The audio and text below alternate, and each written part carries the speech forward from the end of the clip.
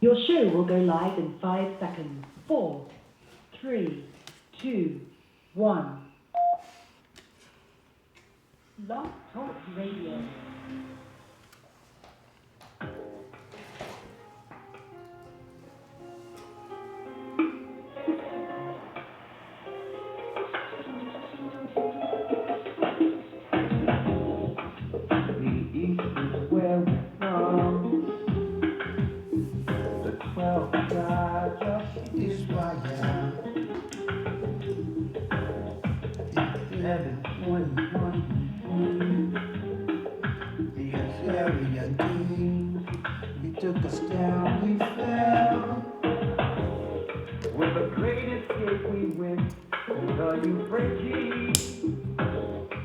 The Lord held the water still. To a land where no mankind's wealth we went. The 12 tribes of Israel. Manasseh, the Cubans. Let's go to Acts 15 with Paul, with out amongst the Gentiles that was worshiping and celebrating all that.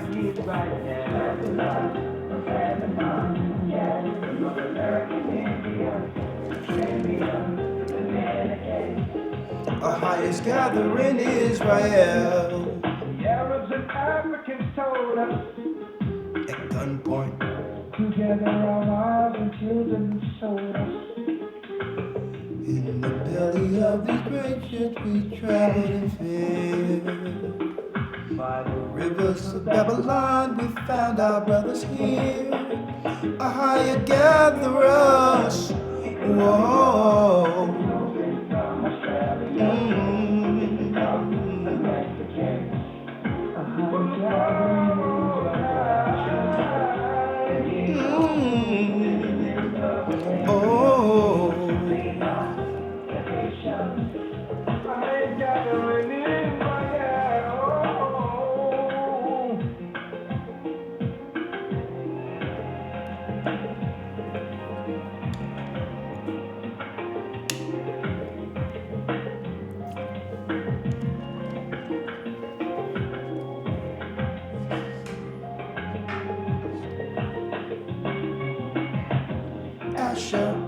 Colombia, from Australia, Issachar, the Mexicans.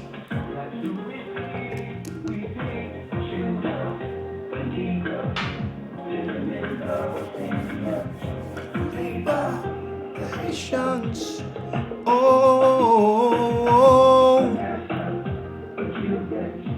Ephraim from Puerto Rico, Naphtali from the Isles of Hawaii. The Lord is calling back Israel. Ooh, ooh. Rawchaa is gathering Israel. Shalom, brothers and sisters. I'm Elder Rawchaa of the Gathering of Christ Church, here along with Elder Lawya, and from an undisclosed location in another country somewhere, Elder Rawchaa. You with us? Hey, shalom, shalom. How you doing? I'm blessed by the best, and of course, you know, his name is Rawchaa. How you doing out there, brothers and sisters? As you can see, I'm still getting out. I think I'm past the contagious part, but I'm getting that cold out of me right now. And I have the Sister Paula's stuff she did through the healing herbs, Yapa Amath for health, with all the ingredients in it that can get just the residue of the little cold I had out of the way. I would like to thank you all for your prayers. I've been just overdosing on colloidal silver and everything else. So thank you for your prayers. I'm back. And guess what? I'm ready. How about you? All ready. Praise be to the Most High. Oh, yeah. Oh, yes. We got on our I Am apparel. All praise be to the Most High. The nation's growing. Just had a very, very constructive meeting with the elders and the leaders throughout the earth the other day. Last night. We are ready to go, ramping up for this coming year. And we have to get to our people, especially after the ball drops. That's when the majority of people wake up from the spell that begins around Halloween. Okay. But hey, we can't blame none of our people for it. Guess what? We were all under the spell at one point. So it's no knock on anyone who's out there who may be going through things, who don't even have access to some of this information. And a matter of fact, that's why you're here. But hey, we have something to talk about this evening. Everyone is getting prepared for Thanksgiving. So I thought that the Gathering of Christ Church would do a Thanksgiving special. How about that? A Thanksgiving special. I know you're wondering, what do the elder has cooking? Well, guess what? It's not a turkey, but something is definitely cooking. A Thanksgiving special. Do me a favor. Make sure as you come in, you know the routine. Hit the like button or the dislike if you would like. It doesn't matter. By hitting the like or dislike button, okay, or preferably like, but it doesn't matter as long as the word get out, because what happens is if you come into a live and hit a button, it will then trend on the suggestion page. So when people come to YouTube, it'll say, this is going live. Gathering of Christ Church is live. So if you've ever gone to YouTube and was suggested towards a concert or something else, it's because people began to hit the button and automatically the algorithm trends people who would not look at it otherwise into that particular broadcast. And I'm sure a lot of you are here ready already. That's fine. But I'm sure there's a lot of people who may wander into this particular broadcast sent through the Most High, by the Most High, to get some serious information tonight. We're going into some serious, timely information that quantifies everything we've been talking about since the Most High delivered this ministry to us through the Spirit of the Most High. All right? Oh, everyone is so caring. We have, what's her name? Christ Rawchaa 2 says, take 2 tablespoons of apple cider vinegar, 2 tablespoons of raw honey, warm water, twice per day. You know, when I get home, I'm going to do that. Thank you. You all are so supportive. We get inundated with emails and messages. Please do this and do that. And listen, your prayers do more than enough.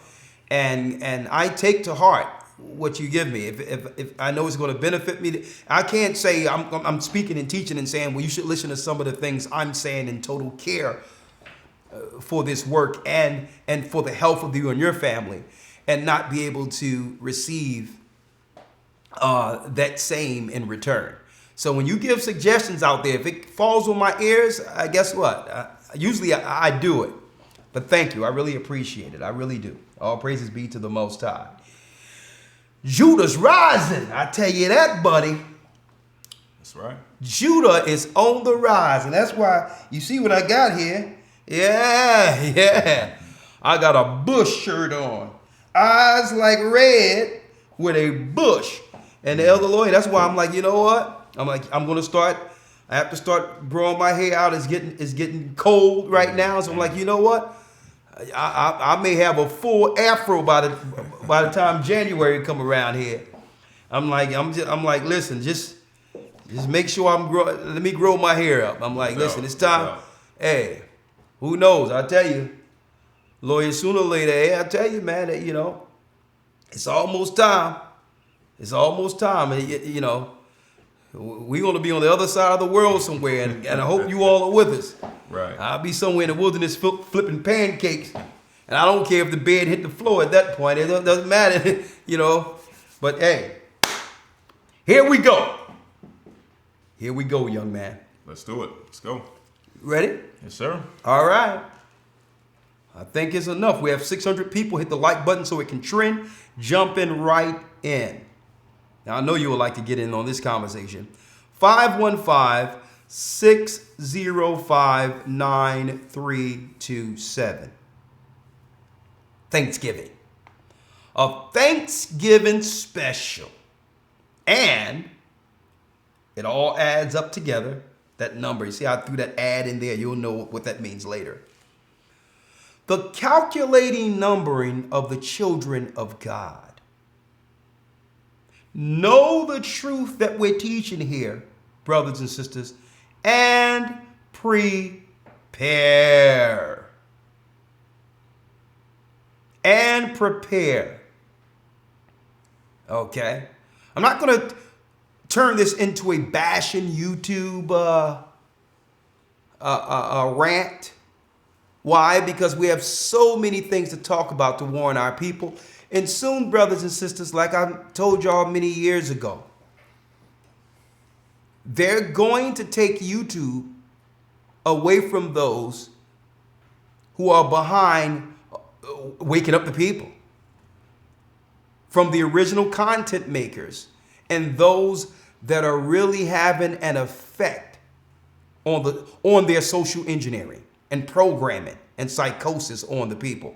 So anyone that have enlightening information and that can break you from the matrix, they're moving off of YouTube. And I'm going to tell you that right now, right? Not too long ago, I received a message. That message is, you notice when you come on YouTube, it tell you that if you are a content, or if you are a YouTube channel owner, that 2020, there'll be some changes coming down the pipeline. Every time they make a change, it's in the corporate controller's interest against the population. That's all I have to say. But all in all, what it will come down to, and I'm going to talk about that at another time because I want to get into this Thanksgiving thing, this Thanksgiving special, is that in 2020, YouTube will reserve the right to delete any channel they're not making money from. Right?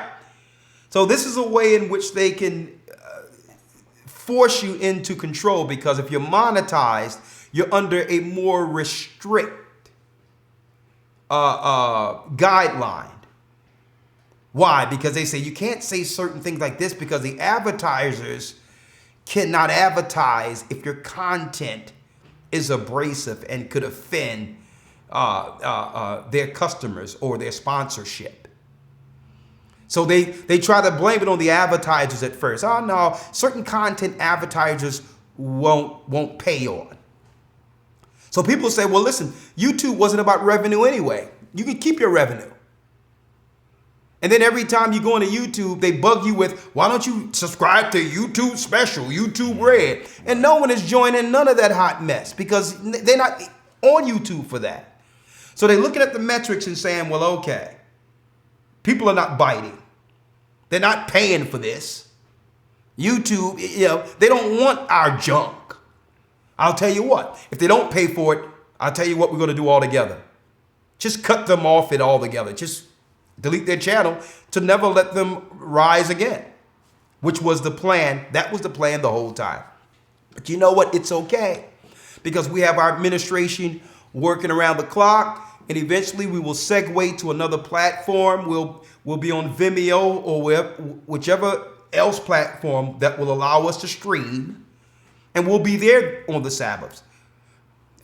Ahead of time, we'll send out an email and try to contact all our subscribers to move over quickly and to begin simulcasting where they can see us on there and YouTube at the same time. And if YouTube fall off, we'll just be there.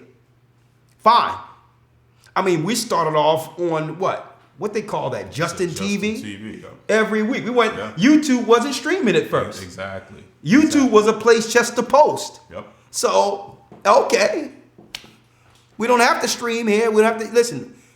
Hey, it will all shut down anyway, so it's fine.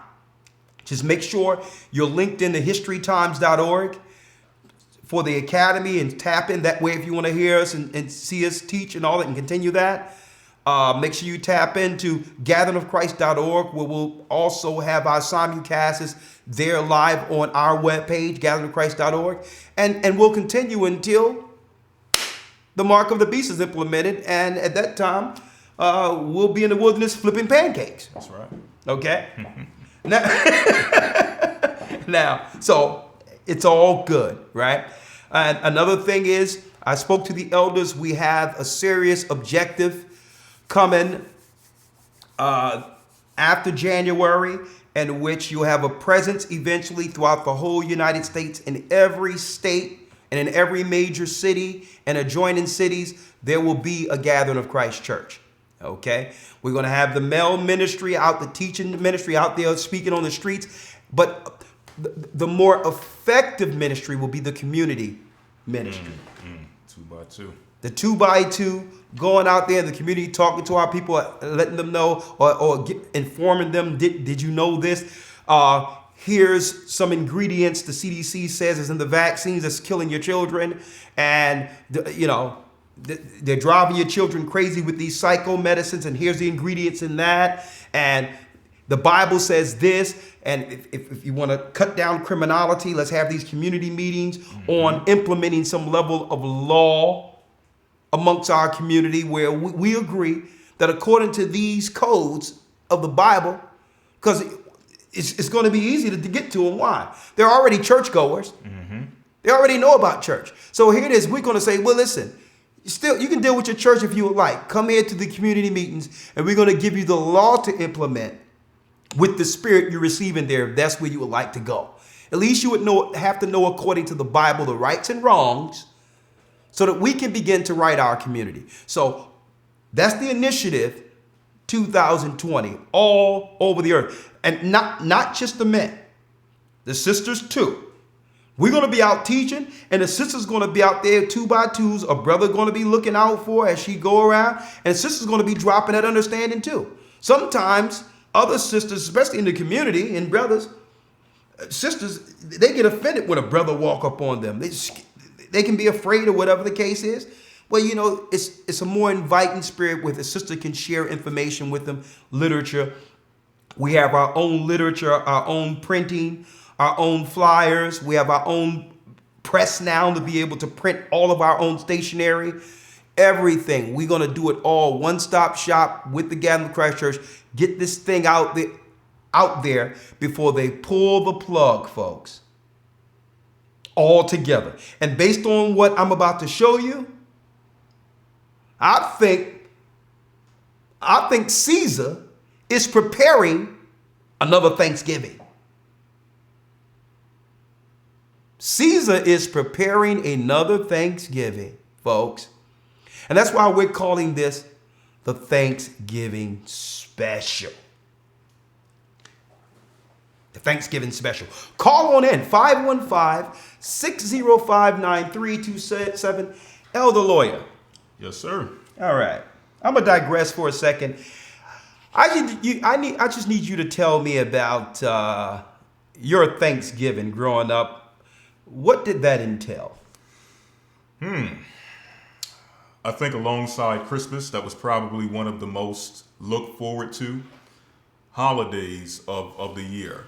Okay. It was one of those times where, of course, early in the morning, the wee hours of the morning, your mother is up, she's preparing, getting food together, cleaning and all those things, preparing for the day so that the family comes over eventually later to partake in the feast that have been prepared all day.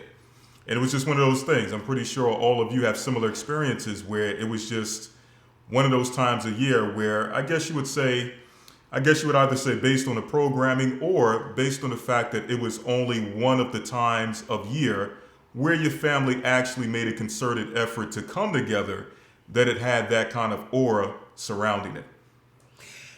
I'm going to tell you this, right? This is what I can remember, man. And guess what? No one could tell me even till this day what I was experiencing on Thanksgiving, on even during the Christmas meals and the coming together, sometimes we used to do a deal where after church every Sunday we would all get together. No one can tell me that our God, the God of Israel, wasn't in it somewhere. And I'm going to tell you this because I wasn't thinking about the Pilgrims. I wasn't thinking about Christopher Columbus. You know what I was thinking about? I was thinking about the one, only this time of year I can see all the family that's not too busy and caught up into their mundane lives. Out of all the chaos, you could expect that uncle to come over who, you know, at the end of the night, everybody that watch him, he gonna fight somebody. We have to hold him down. But it was just this thing, right? Where you can smell the food from upstairs, right? You can smell the stuffing. You can smell, I'm just being real with you. It had nothing to do with why they set it up. It had everything to do with an opportunity to not deal with the stresses of the world, because why? Everything is shut down. And now I understand it was calculated. They would shut it all down. And all those people we cared for would come together. Now, is God in that? When I was growing up, I'm like, you know what? The way we're feeling right now, no one can tell me this is wrong. Not me get with my family. This part isn't wrong. That stuffing, okay, that I'm sniffing right now, no one can tell me that stuff. I'm going to tear that stuffing up, right? No one can tell me that chicken, that the way they were preparing that thing, dripping off the bone, next to that mac and cheese and collard greens and cornbread, food that I can't get no other time of year, no one out there can tell me this is wrong. And you know what? I had an opportunity to really think about it.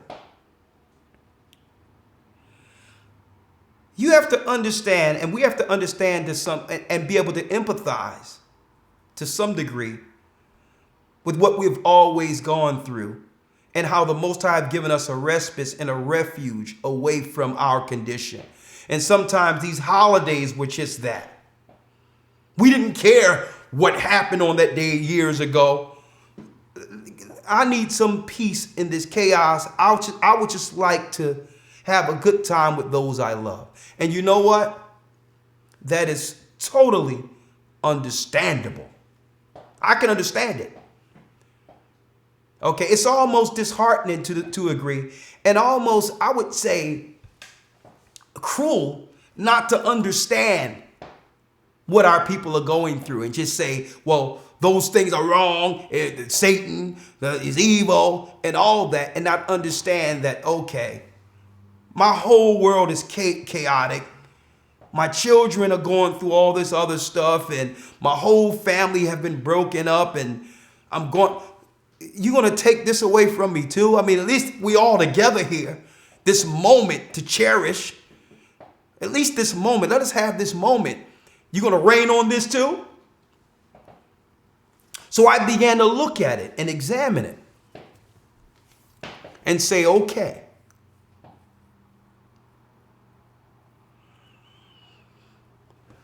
how can we show our brothers and sisters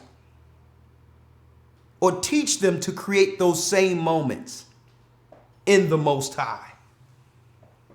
Because those moments are dear. Those family moments is what creates memories, right? So what happens when you have family members and brothers and sisters and those you care about that you know are good people at heart, who are just ignorant to what's going on and they don't care about anything? They just want they want to put hot sauce on those collard greens. Straight up. They don't know about, only thing they know is, okay, I get the day off and I know where the food is happening at. Right? And then mama staying up all night and sacrificing all her blood, sweat, and tears to put her whole soul And you know what we say down south? She would put her foot in it. Mama putting her foot in that pot. So tired cooking and just putting the spirit of love in that food, to the degree in which you look at mama and she have this little plate. She done put so much of herself into this food that she lost her own appetite. She don't even have an appetite.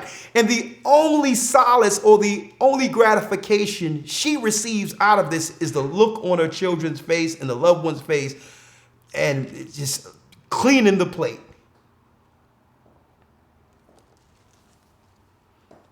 Man, do you remember that? And brothers and sisters, why am I coming to you with this perspective? Because sometimes when we get the knowledge of the truth, we become so stiff-necked and hard-hearted to a degree in which we begin to lose our empathy and forget the times we enjoyed with our family in ignorance under pagan holy days. So there should be some level of empathy to understand what they're going through to help them to where you are, without cutting them off, without separating yourself from them. There must be a way that we can get to them in those moments, knowing that it was their first day of the year in which they can actually experience a time with their family through the chaos. So, and I'm saying that, brothers and sisters, is don't forget, we know what the days are. Matter of fact, I'm going to go into, here's the true bloody story behind the origins of Thanksgiving. We're here to educate people, but we are not to lose our heart towards our family. Okay. Understand that they're not doing these things in the mind of a pagan, like these Wiccans out there, like what the Catholic Church is doing. They just want to have a good time and a simple time with their family. You know, that's it. Knowing that the opportunity might not afford itself in the future. You see what's going on in our community. So let's not lose the spirit of empathy when you have this truth. Let's not lose that spirit. Okay. Now, so in the New Testament, it goes into that. Right? Let me show you how Paul dealt with the pagans first. Right? Now, am I saying compromise your stance with the Most High? Absolutely not. But the Most High said what? Christ told the disciples what? That I will, he told the disciples, drop your nets. I'm going to make you fishers of men. So if you are a fisher, you have to understand the duties or the understanding of how to fish. Some fish go low. You have to use bait to get down and behind the rocks. Some swim at the top and you got to use feather type bait. But it's all to catch the fish. So you have to understand how to be all things to all men, that you should gain a few. And don't think that you can convince or teach the word with no empathy or love towards our people, and understanding where they are at the time. They don't have the knowledge you have. They haven't been up all night on YouTube studying videos and all those things. They're still where we were. Okay? When They're the same place we were when we told our uncle, hey, can you pass me those greens over the table? They're in the same spot you were in. So think about how you would have liked the information delivered to you. Just think about it for a moment. A Thanksgiving special we're going into tonight. 515-605-9327. This is Acts chapter 15, verse number 13. Now, this is how we, true believers in Christ, Israelites, dealt with pagans. Let's read it. And after they had held their peace, James answered, saying, Men and brethren, hearken unto me. Simeon have declared how God at the first did visit the Gentiles, to take out of them a people for his name. Come on. And to this agree the words of the prophets, as it is written. After this will I return, and will build again the tabernacle of David, which is fallen down, and I will build again the ruins thereof, and I will set it up, that the residue of men might seek after the Lord, and all the Gentiles upon whom my name is called, saith the Lord, who doeth all these things. Known unto the Most High are all his works from the beginning of the world. Wherefore my sentence is that we trouble them not, which are from among the Gentiles, That we trouble them not who are amongst the Gentiles, read. who are turned to the Most High. Who have turned to the Most High, read. Verse 20. But that we write unto them that they abstain from pollutions of idols, We tell them to abstain from the pollution of idols. and from fornication, From fornication, that's unlawful sexual activity, because usually these are a lot of what they're explaining are some of the actions or practices that comes around during so-called holiday pagan times. Unchastity, loose parties, and all these other things. Right? Read. and from things strangled, and from blood. And from things strangled and from blood, because from the higher ups, the authoritative higher ups that control society, they do these so-called days on an entirely different level. Okay? And from an entirely different level. It's nothing like us sitting around saying, hey, you got 2 servings of yams. They're not dealing on the level. We're just happy to get a great meal, knowing exactly what address, what door to knock on that day. We're not even thinking about Christopher Columbus, nothing else.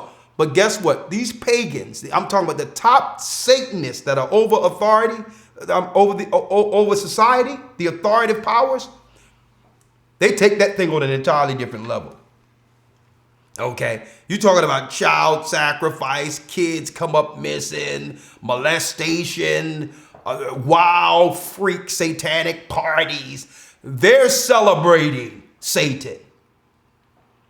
So you have to understand there's a disparity there if you're looking at your own family members, like the authoritative Satanist from these fraternities. And you are actually judging them as if they're at the parties with these Satanists. That's the wrong approach. Your mom only doing this because there's only a few ways that we can actually show our love today for those we care about. We seldom even see our own children. So busy, can't even make ends meet. Okay? So mama is only doing it because she loves you. It's not about right or wrong with her. A lot of our people are ignorant to the understanding of the Most High and what these days are. Okay? She's doing it because she loves you. And that's what you have to understand first. And if you break that first, you may never be able to get to your family, your grandma, before the Most High have her pass over, or your auntie or your uncle. You may not ever be able to get to them if you become that abrasive and not understand and don't understand that they don't understand. But finish reading. Yep, let's sit on that. Now, what I wanted to go into is Paul says you have to be all things to all men. Let's get it real quick. Yes, sir. 1 Corinthians chapter 9, verse number 19. Come on. For though I be free from all men, yet have I made myself servant unto all, Come on. that I might gain the more. That I might gain the more. Come on. And unto the Jews. Now read that again. Yes, sir. Verse 19.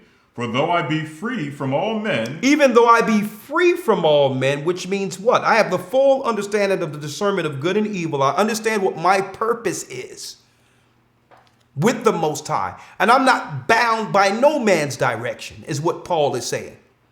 I'm free to serve the Most High without the directive oppression of men, without their idea of what I should be in this world. I'm free from all that, is what Paul is saying. Right? I'm free from the social engineering. I know the truth now. But what? yet have I made myself servant unto all, that I might gain the more. But I made myself a servant unto all, that I might what? Gain the more. That I may gain my brother, my sister, my father. So it may be a pagan table, and it is a pagan table, but guess what? My family is at that table. My family who would bleed and die for me is at that table. Now, how can I get them from that table to the table of the Most High? It's the proper way of understanding that. Not viewing them from a condescending perspective. As if what they're doing is so nasty and you're so clean and all that. And we all go through it in our transition, but you have to understand how that comes off. Read. Verse 20. And unto the Jews I became as a Jew. As a Jew, I became a Jew. Now he's talking about Israelites, right? He understand even during Christ's time that there were some Israelites who was just starch pharisaical, and their stance were going to stand on the law, hell or high water. That's it.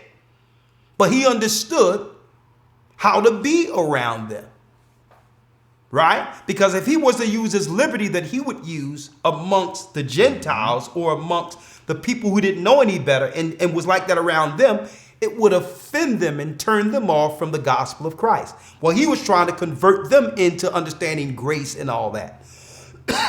He couldn't do that by exercising grace. It would have did what? It would have placed a stumbling block amongst the Israelites or the Jews who didn't know Christ fully yet. Mm-hmm. See? So he says, listen, I can't exercise certain liberties amongst an Israelite to say, where are your fringes? Where's this? Where's your beard? Where's this? You can't exercise grace around them. It offends them. So when I'm with an Israelite, I understand, I'm cognitive that they're looking at everything about me to see where I'm breaking the law. So I won't offend them. But through the opportunity in their presence, I'll try to show forth some level of brotherhood to let them understand that I'm not a threat to you. You're not my enemy. I have nothing against you. I'm just here to deliver the peace that Christ have in me. That's it. And hopefully through that, he'll understand we're brothers. And at that point going forward, conversation can ensue, which will lead to greater understanding. Me understanding him as well as him understanding me. That's how you do it. Not, hey, you see another brother who's an Israelite or whatever the case is. Right. You see him and be like, yeah, what camp you with? Mm-hmm. Did you ask them about this? Right. Did you go into that? You should ask this. I seen guess what? It's crazy because I was driving in Philadelphia to go to the P.O. box. And guess who? Someone is driving behind me. And I'm looking behind me. This happened 2 months ago. And I see a guy, young guy, about 23 years old, in a purple shirt, driving behind my car, and I slow up. And when I get to 20th Street, he comes up behind me and says, "Hey man, you Rawchaa? You Rawchaa?" I'm like, "Yeah, how you doing, brother?" And he was like, "Yeah." He says, "Man, I checked you out." He's like, yeah. I'm like, "So you IUIC?" He's like, "Yeah, brother, yeah." He says, "Yeah." Like, brother, listen, man, it's all good. We brothers. I'm not here to listen. What those brothers is teaching you, what they're showing you, guess what? They give you the law of the Most High, right? Hey, I know the hell we dealing with in our communities. So what, I'm going to just confuse this young man and have him not know which way to go, and he haven't built a foundation yet? Right. I'm like, nah. He's like, yeah. He's like, yo, I just wanted to say hi, brother. And I just respected the fact that he wasn't looking down on me. He didn't come in with no negative vibration. And you know what? I wasn't going to cast a stumbling block in front of it. Mm-hmm. I wasn't going to do that. Mm-hmm. He know how I already feel. and what doctrine I teach, because he said he followed me online. And he made a choice. That's fine, right? But I wasn't going to use that opportunity to slander those he respect. Because it's deeper than just the guy or one guy that leads the whole thing. I know the bond that comes with the brothers he's linking with in his respective areas. They depend on each other. Okay? He have developed a bond with those brothers in Philadelphia who would die for him, who would bleed for him. Who am I to get in the way of that? Mm-hmm. Okay? So that's what Paul was saying. Paul is saying, well, listen, to the Jew, I became a Jew. And you know what? He did the shalom and all of them like shalom, but he was happy to see me. Right. And you know what? I was happy to see him. Okay? Because in the wilderness, there will be no white shirts on this side, purple shirts on this side, right, this on that side. No, we'll be one. Okay? Read on.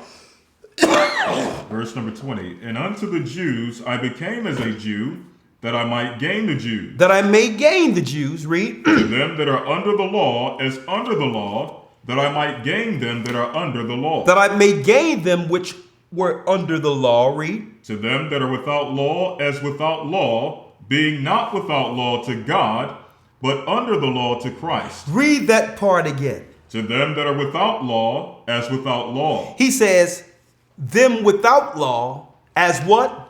As without law. As one without law. Now, is Paul saying that he was going to break the law around them? Mm-hmm. No, but he would appear as one without law, which means I grew up with my brother, and I know, Lord have mercy, do my brother love the Cowboys and love this and love that. But I understand there's certain things which is dear to his heart growing up with him. So I can have a conversation that's not sinning on his level. I can, and my brother would be like, yeah, we know you've changed, but my brother still exists there. You still love me. We can still chop it up. We can still talk and have normal conversation. And guess what? That lifeline will always be there. And that's what Paul meant by as one in the world, being one in the world. Not you sinning and being unlawful, but you're able to have regular conversations where brothers and sisters feel comfortable talking around you. Where everything they say, you want to pull out a scripture and say, well, you know, God said you shouldn't say that or do that. Who can have a good time like that? Right. So You have to understand where they are and conversate on their level. And the opportunity will afford itself, will arise from that coming together. It will lead to a private conversation.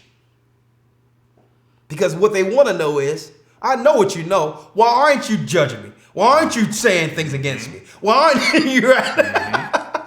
I don't get this. You know what's right. I'm even trying to bait you into saying something so you can tell mom and dad and Uncle Ray what's going on. And you're not even taking the bait. But see, now you're risen to a degree of an Israelite that's beyond simply the flesh. Right? And it's deep you're mentioning this because I have a personal example. Being in this ministry where there isn't that level of being just so judgmental and openly just rebuking people at everything they do that you see that's wrong. And I have family members who are Israelites who are the contrast.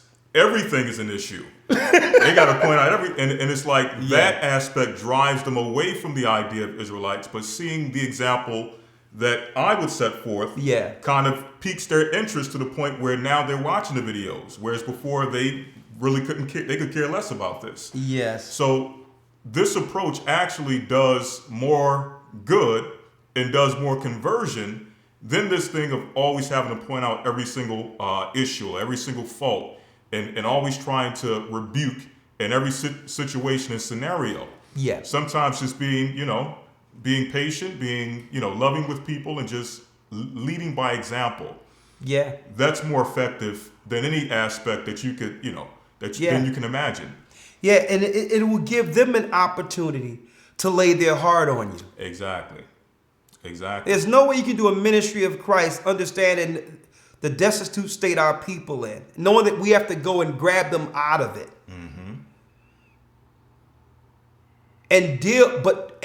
And yet deal with them with a heavy hand and a judgmental eye. It's impossible to do the ministry of Christ like that because we're going to see some very heinous activity amongst our people. Our people are suffering. Right? So I wanted to put that out there because some people ask, well, what happens if, I happen over mama's house? Or I happen to go over my cousin's house or whatever the case is, because they're not doing it for those things. They just invited me because they love me. Is there an opportunity where I'm not going there to deal with the paganism, but I have a greater objective in the Most High? Or when should I just stay away from it altogether and that activity is sin being around them during this time of year? Paul addressed that too. Right? Let's go into it where it talks about the shambles, and also I need to go into for conscience sake, and we have to make sure that if you're going to exercise grace, that it doesn't put a stumbling block before those who are actually watching you, silently waiting for you to trip up. See, when you have this truth, there's it's like walking a tightrope. You're always under the magnifying glass, and you have that one person that's looking for you to do something wrong or to slip up to say, yeah, I knew you were wicked just like us. Look at that. They ain't say nothing the whole time when everyone's saying, yeah, he's going in the right direction. She's going in the right direction. But let me tell you, you can't shut up their mouth after one slip up, one hiccup. Now this person is down on you saying, I told you they was a hypocrite. So we're going to show you, according to the Bible, how did the disciples deal with these things? How did Paul deal with these things, these times of year, when it involved our people? Okay. Let's go to it. 1 Corinthians 8:1. Yeah. Now as touching things offered unto idols, we know that we all have knowledge. Knowledge puffeth up, but charity edifieth. We know that we all have knowledge, but guess what? Knowledge puffeth up. Okay, if you view it from the outside, if a person came and didn't know either party, they would say that particular person is knowledgeable, but that particular person is pompous. Mm-hmm. There's no humility. It's like you are spiritually bullying someone who is saying, listen, it's already, they tapped out of it already, and you're still just hammering them. Mm-hmm. Right? Go on. Verse 2, and if any think that he knoweth anything, he knoweth nothing, yet as he ought to know. But if any man love God, the same is known of him. As concerning therefore eating of those things which are offered in sacrifice unto idols. Now, in eating the things that are sacrificed to idols, because the reality is during these times of years, you know that the foods that we eat in the markets are actually sacrificed to certain gods. A lot of you probably didn't know that. I mean, I was perplexed about 3 years ago. I went into a ShopRite in New Jersey, and there was a rabbi the day before Thanksgiving praying over the whole restaurant in a corner of the restaurant. He had the thing on his head, the box, the cube on his head, all that. Rabbi in the corner praying over in the supermarket. But he was up in a corner in an office. But I seen him. I was looking right at him. He was hitting his head like this, and he was doing his prayer. And I'm looking right at him. I'm sitting there getting lettuce. I'm sitting there, I'm getting the salad. I'm getting my cucumbers. I'm looking at this guy. He like this. Right. And you know what? I didn't say, man, I'm getting up out of here. No, you know what? I got all my ingredients I came for that day. Because that's what they do. They sacrifice these foods to idols. When you go into a Chinese store or an Asian store usually, and you see some of those little weird looking Buddhas and all that, you see a little counter and where they had some of the food in the morning sometimes. In our neighborhoods, they had them little altars where they would put certain foods all there, thinking that some little midget guy gonna jump out and grub it. This is what they into. But Paul says, understand what's going on. So this is concerning eating things sacrificed to idols, right? Read. As concerning therefore those things, or eating of those things that are offered in sacrifice unto idols, we know that an idol is nothing in the world. We know that an idol is nothing in the world. And that there is none other God but one. But there's only one God. Read. For though there be that are called gods, whether in heaven or in earth, as there be gods many and lords many, but to us it is but one God, the Father, of whom are all things, and we in him. Exactly. So the whole thing is, even if I go amongst my family, if I went amongst my family during that period of grace, before the Most High gave us this ministry, I used to go there where I knew my family was going to be and all that. Even I was an Israelite since my early 20s. I would still go, and because I knew my uncle was going to be there, my cousin. I'm like, I love my family. I wasn't going to just renounce my family because I'm an Israelite. But as soon as they broke out and they sitting there holding hands and talking about, let's say a prayer, you know what? I'm up in the bathroom. I'm like, I'm waiting for it to pop off, and I see it popping off. I'm like, they're about to get it in right now. And guess what? They didn't even miss me. I strategically just faded into the bathroom until they was finished what they had to do down there with whatever guys they were dealing with. And I came right back down and was like, yeah, Cousin Shirley, how you doing? Yeah, I'm playing checkers with my nephew, all that. Opportunity. And it's deep that the same people that I didn't push off, let me tell you, my family from North Carolina, all of them were, I'm talking about church-going Christians from the slave ships. The generations is through all the way to the slave ships. I never once dropped anything on them like that because I understood it would offend them. I'm talking about their mother is a woman pastor and all that. I'm talking about growing up in the early 2000s. I didn't want to disturb them and all that. It would have been a fight. All of them are reaching out now. They was like, man, we seen you on YouTube. But like, I knew that was you. Da, da, da, da, da, da. Like, man, you dropping it down. You know what? But the opportunity with me being with them privately and always being the son they knew, the nephew they knew, the cousin they knew, the Most High brought it around full circle. Where can I find a church in North Carolina? When are you coming back to North Carolina? Right. So it's like, Junior, I can't believe this. We seen the video, we seen you teaching. And guess what? Some of my family that I was able to be around during the holidays and all that growing up, they was following me and didn't know that then it all came together when my mother said, that's Junior.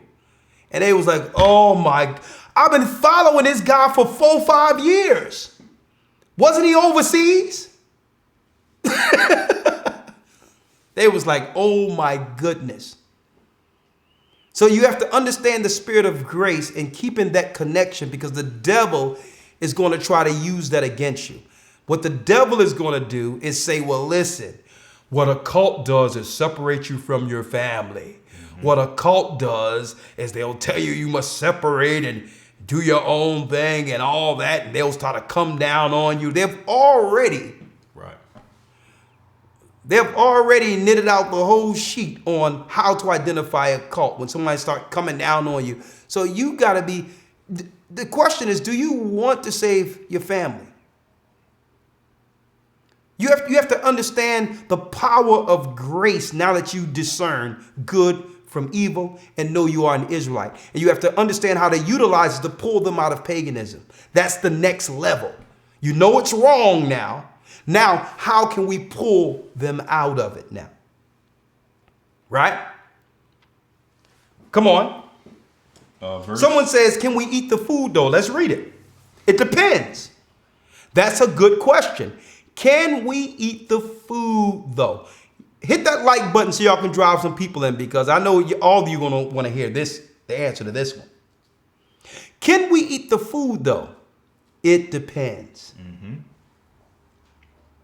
That's what Paul is about to break down. It depends. Let's break it down. It says here in verse number 6, but to us is but one God, there's but one God, the Father, of whom are all things, and we in him, and one Lord, Yeshua the Anointed, by whom are all things, and we by him. Yeah. Howbeit, there is not in every man that knowledge. For some, you see, he says it's not in every man that knowledge. Everyone is not going to understand that our God is the God of all gods. And he has no association with the fallen gods of the pagans and their rituals and and how they're practicing. Mm-hmm. All people are not going to understand that, is what Paul is saying. Mm-hmm. So you must have the knowledge of that. Exactly. Read. Howbeit, there is not in every man that knowledge. For some with conscience of the idol, unto this hour, eat it as a thing offered unto an idol. See? And their conscience being weak is defiled. Their conscience being weak is defiled. Read. Verse number 8. But meat commendeth us not to the Most High, for neither if we eat are we the better, neither if we eat not are we the worse. But hold up, read it again. But meat commendeth us not to the Most High, for neither if we eat are we the better. Neither if we eat are we the better.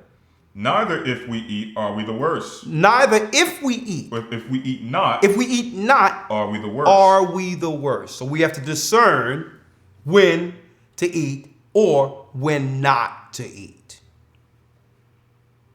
Listen to this. Verse number 9. But take heed lest by any means this liberty of yours. It says, but take heed lest by any means this liberty of yours, knowing that you need to build or continue the bond of your family, to bring them out of paganism. Be careful that this liberty of yours being around them, read, this liberty of yours become a stumbling block to them that are weak. You have to be careful if your liberty will become a stumbling block to them which are weak. See? Which means, I know a person, or just say, here's a hypothetical. Here's a person who's still coming up and isn't grounded yet. I didn't tell this person who's around me that there's a cousin I've been trying to drop the truth on for about 3 years who's at this particular gathering. Only thing he know is I'm saying, listen, I need you to come. Right. Just come and hang out with me. I'm going to see my family real quick, brother. Can you go with me? And he's still young in the spirit. And he comes in and there's a full-blown Christmas tree up there and all types of pagan things going on. And last week he seen me teaching against the Christmas tree.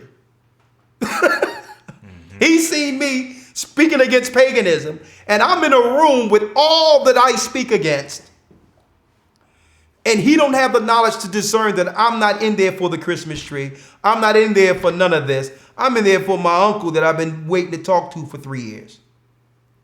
To pull him out. So if you going around your family will become a stumbling block to one of them, which will prohibit them from actually coming into this knowledge, or may offend a brother or sister who's in the truth, it's best to eat not. Not to use your liberty like that. You go deal with your family separately, one-on-one, to help them. Not using your opportunity of liberty to offend someone who respects where you are in the Most High. That's liberty. That's how Christ was able to be amongst publicans and sinners, but he never uses liberty to cause someone else to doubt or someone else to fall. Okay. Read on. Verse 10. For if any man see thee which has knowledge, sit at meat. Because if a brother see you or a sister see you who have knowledge, sit at meat. In the idol's temple, shall not the conscience of him which is weak be emboldened to eat those things which are offered to idols? Exactly. So it's saying this is on another level. This is talking about going into the temple. You're in the church now with a brother or a sister. Right? Now, it so happened that this ministry started when Lawya came in. This ministry started because a friend of mine who was a pastor in Philadelphia offered me space to teach on a day in which nothing was going on in his church on a Sabbath. I grew up with him. He was a Sunday and still a Sunday pastor till this day. And through charity, gave me space to teach the knowledge that I'm an Israelite, the Sabbath, and all that. He used his liberty to have someone contrary to his doctrine in the same building. But guess what? Eventually, I had to go. Because me and that brother's relationship never changed. He's a guy I grew up with. But we began to expand. He started looking in the door on Sabbath, and it was more people in my class almost than what was going on with him. And then we had guys coming through who were weak-minded, young in the spirit, began to contend against those who was coming that was a part of his flock. Not realizing that, hold up, you can't, stomp on a brother who have opened his doors for someone and now tread on the congregation. You can't do that against. And that liberty now was cut off. He says, listen, my liberty now is causing some type of confusion in my building. I didn't let you in my building for this. And he says, I'm going to give you 2 weeks. Understand. But I'm showing you liberty from his side. Because it became a stumbling block for his people. Now, on the other hand, right, I can go up in his church right now, even if you wanted to. I could speak on a Sunday if I wanted to in his church. I could go through there, right there, 16th and Styles in Philadelphia. Every Sabbath, he sit there and he's giving food and giving garments and all that now to the homeless. I can go there and say hi to all the people I grew up with and all that. I can do all that because of my prior relationship with him. Tomorrow, he's going to open it up where the homeless can come in for Thanksgiving and get food. I can go there tomorrow and say hi to all the people I grew up with, right?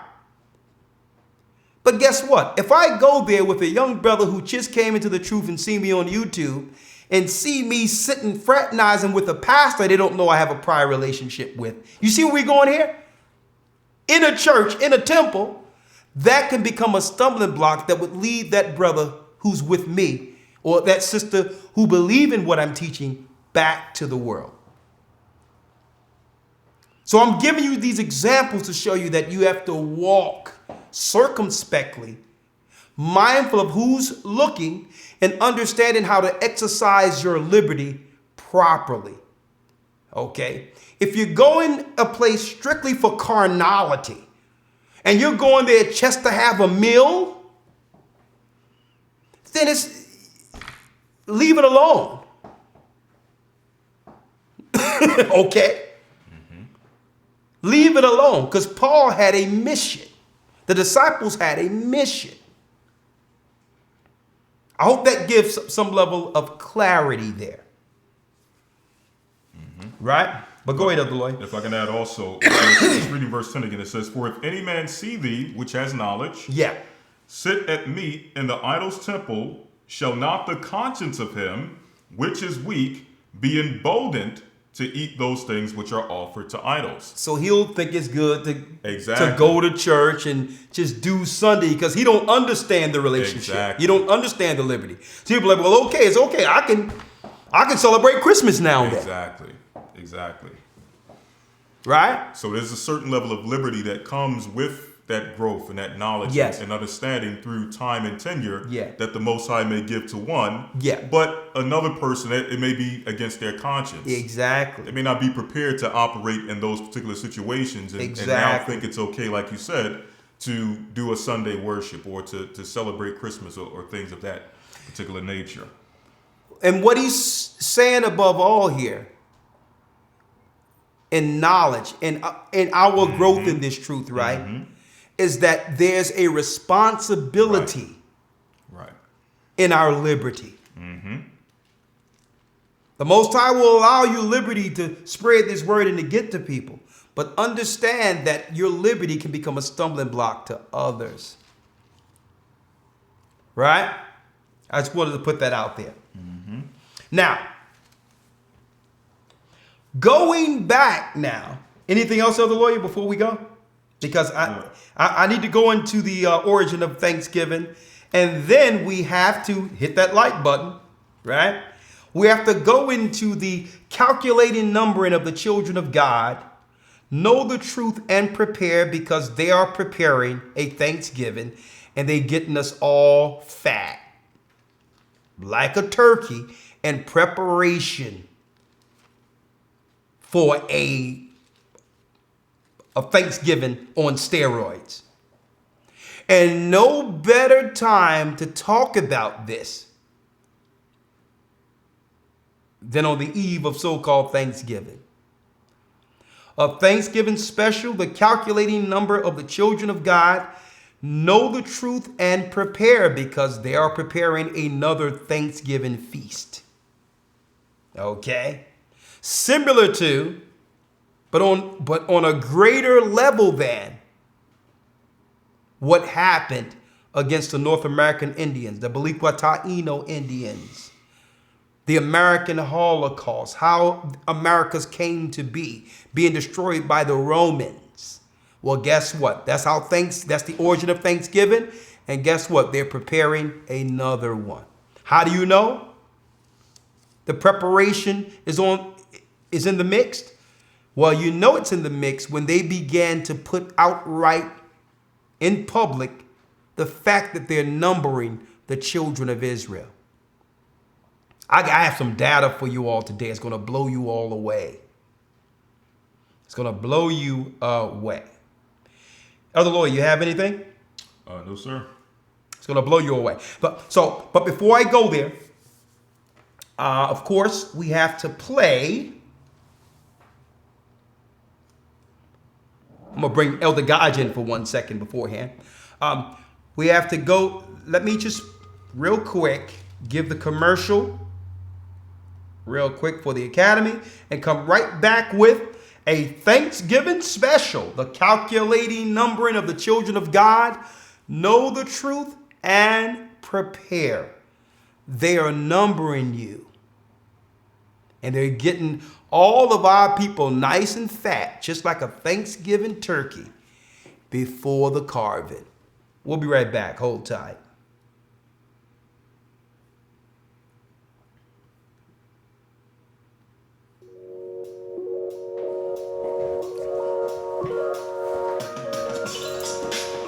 Are you seeking to strengthen your biblical foundation? Join us in the Hebrew Bible Academy, where we offer 12 weeks of in-depth learning in a structured environment. Receive real-time news from Brother Rawchaa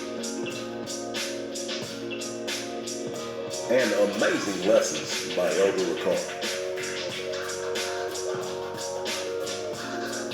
Learn ancient Hebrew with Elder Lawya. With 12 amazing lessons, you're guaranteed to learn more about your true biblical history and authentic Hebrew language than you would in a traditional Christian church. For only a one-time payment of $150 or 3 monthly payments of $50. Join us at historytimes.org and sign up today. It's not too late. See you in the Academy.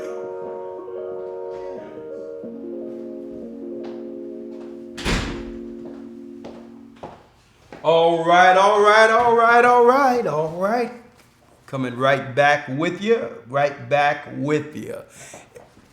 Yes, and I wanted to mention real quick, all praises be to the Most High, that yes, we have a 50-state initiative coming out for the 2020. We just had the meetings with all the elders and deacons, and we're going to also branch that out to the UK, make sure all the surrounding areas have a church there, and we're going to move with fast tracking our African initiative for 2020. So you'll hear a lot about that.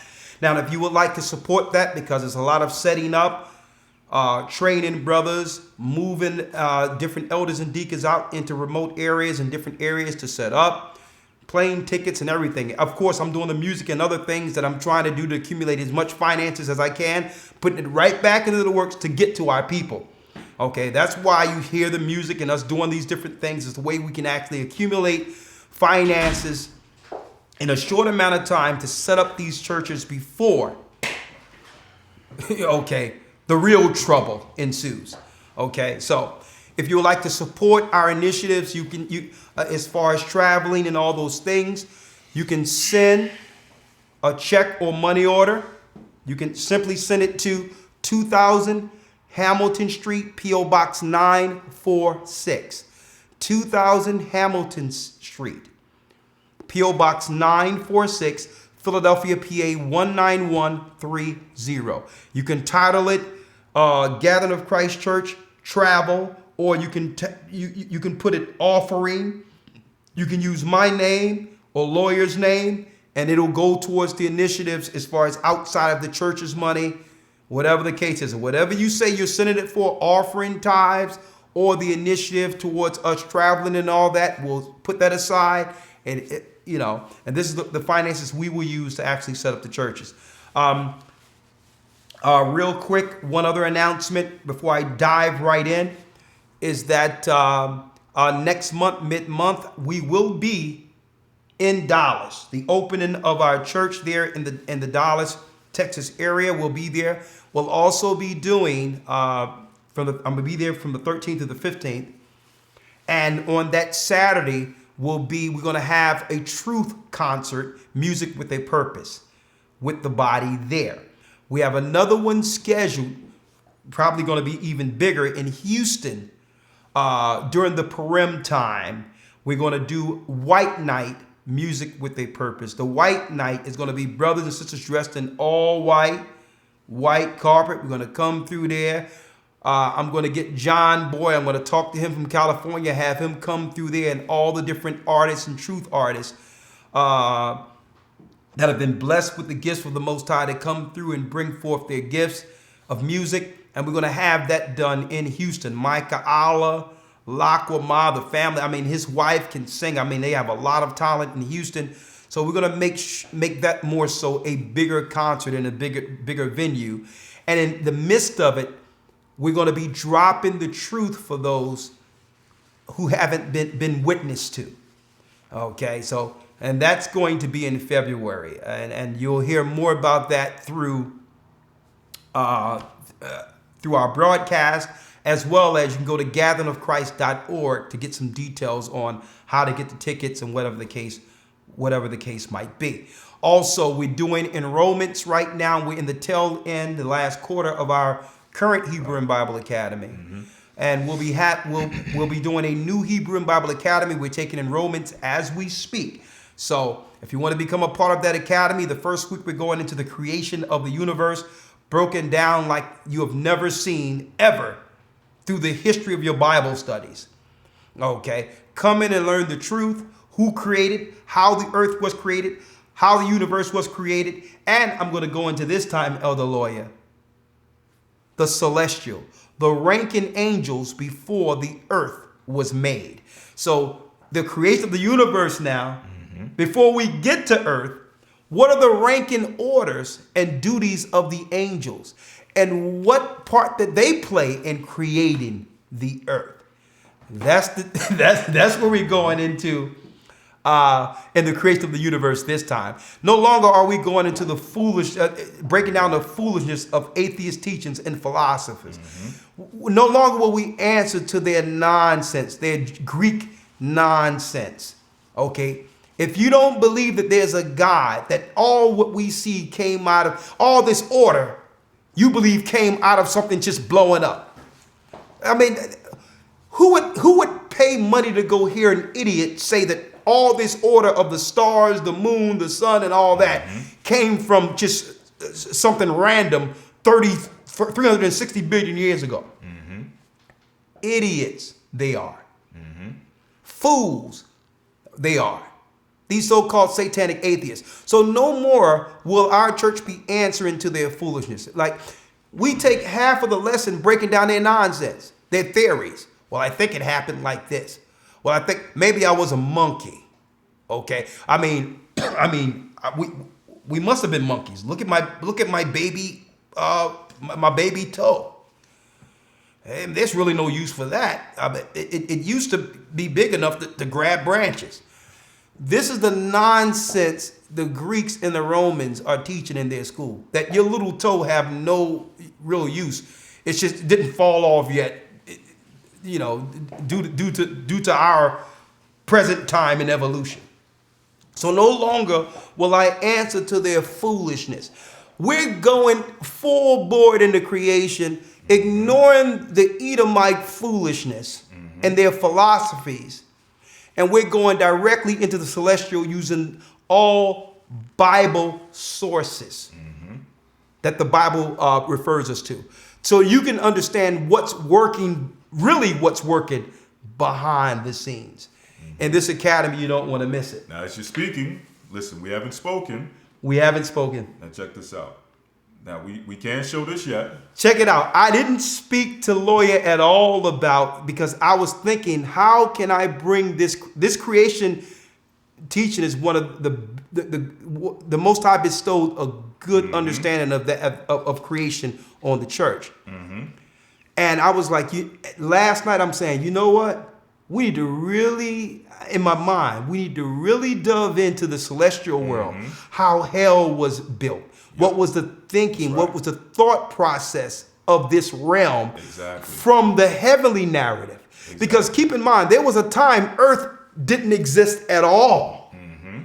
And a lot of life was happening. But go on. So you can see this. Again, we can't show you this at this moment. For those who are coming to the academy, you'll see some of the things we're putting together. But as you can see some of the information present. I'm looking at it. Okay, going into celestial things and things of that nature.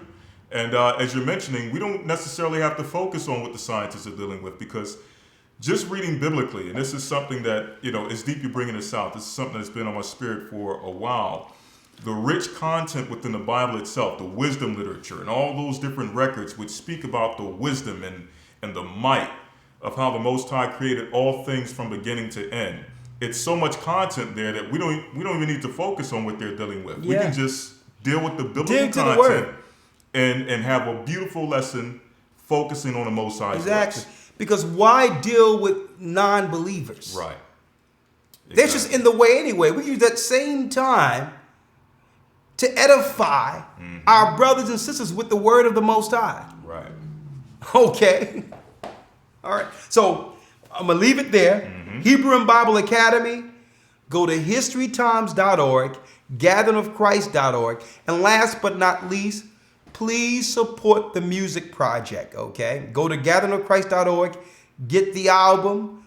Go to royaltymusicbyshepherd.com, download the album right there, and support the work, because we're only going to use these resources knowing that there's a short time to get to our people.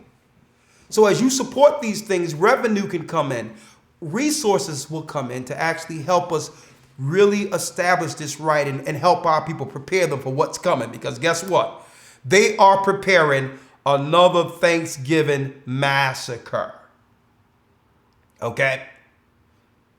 Now we're going to get into what Thanksgiving is. But before I do that, Elder Rawchaa, where are you?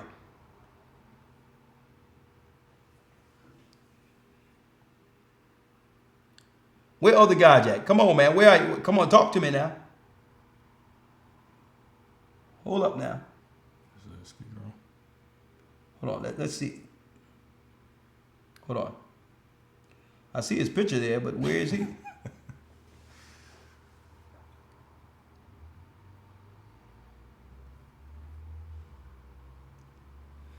Is the speaker on? Let me check. So it should be on. It should be on. Hey, Rawchaa, where are you, young man?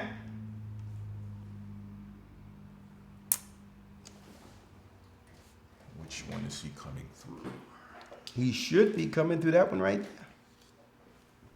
Right here. Right here. 1 second. Let me see what's going on with Rawchaa. Make sure that yeah. Is the cord connected? Yeah. 1 second, folks. It was working earlier. All right. Let me see here. I'm going to try it again. That was him. Well, tell me he done fell asleep on me now. 1 second, folks, because he don't want to miss this.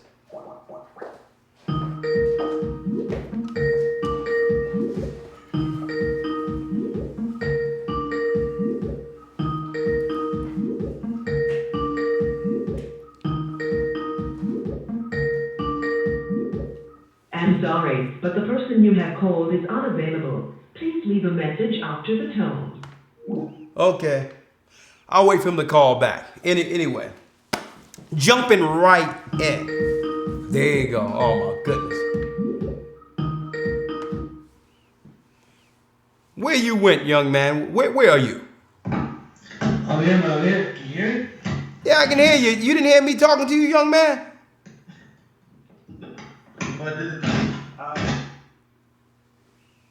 Oh, my God. What's going on with you, young man? Talk to me.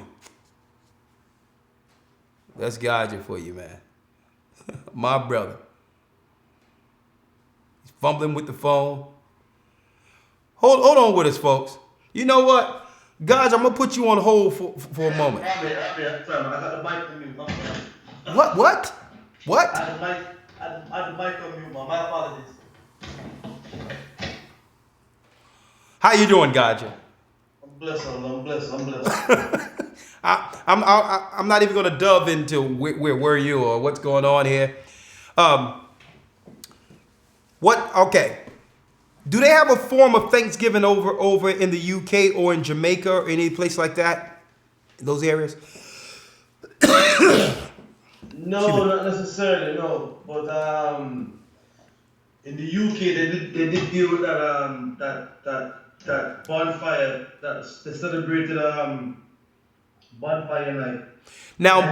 Now bonfire night is actually a celebration of the plot that the Roman Catholic Church had against King James. They was looking to blow a false flag. They was looking to blow King James up with kegs of gunpowder. Mm-hmm.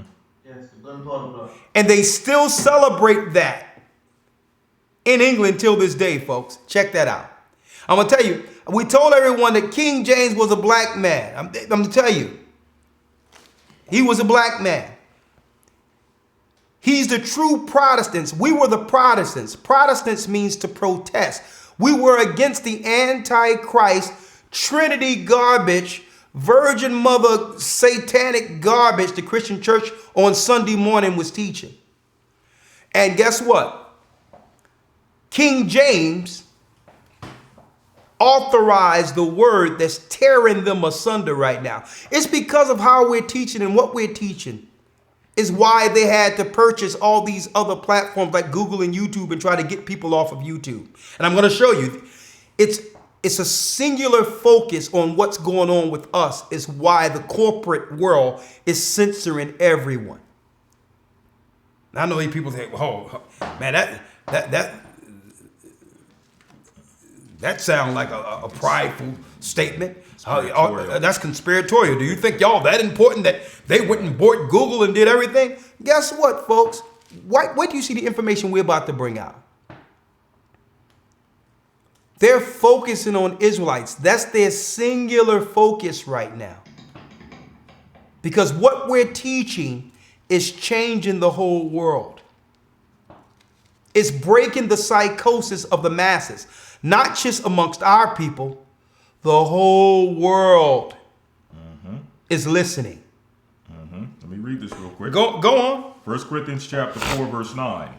For I think that the Most High have set forth us, the apostles last, as it were appointed to death, for we are made a spectacle unto the world, and to angels, and to men.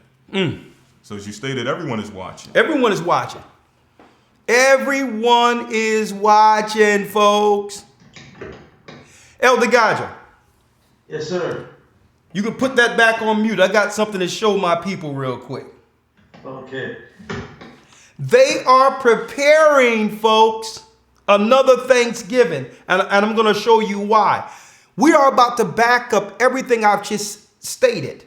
Okay? A Thanksgiving special, the calculating numbering of the children of God, know the truth and prepare. Why? What is the history behind the first Thanksgiving? The Romans sending in reconnaissance, right? Sending in so-called Christians to come through and spread the good word of Jesus, right? Oh no, we come in peace. Just to help, this land is your land, this land is my land. This land was made for you and me. Only to invite the Indians in who was at peace with them, right? Who taught them how to live through these bitter cold winters in what we call America today. Only to put pox, the smallpox and different diseases in the blankets to kill off the Indians. And one day they invited them during what you would call a harvest time sacrifice of pagans. A certain time of year they would do this. To sacrifice a certain tribe of North American Indians to their pagan gods. Thanksgiving. They're thanking Satan or the horn god Pan for delivering the blood of the children of Israel into their hands. Is the origin of Thanksgiving. That's the origin. Now, I can't blame some Gentile walking down the street today who's probably staggering in or out of a house looking to have a party or whatever. I can't blame, there's no blaming them for what happened on Thanksgiving, because a lot of the Gentile nations in this earth was miseducated also. Mm-hmm. They don't even know the origin of Thanksgiving. Mm-hmm. And they could care less. They want a party. So I'm not dropping this to blame some white. No one have to clench their pocketbook and worry about or fear of some mad black man coming up because the white man killed some Indians. It has nothing to do with that. It has everything to do with informing people. The people are destroyed for a lack of knowledge. Okay. All people, our people are destroyed for lack of knowledge, but the Gentiles, in order for them to lie to us folks, these demons had to lie to everyone. They had to lie to their own people. Mm-hmm. Okay.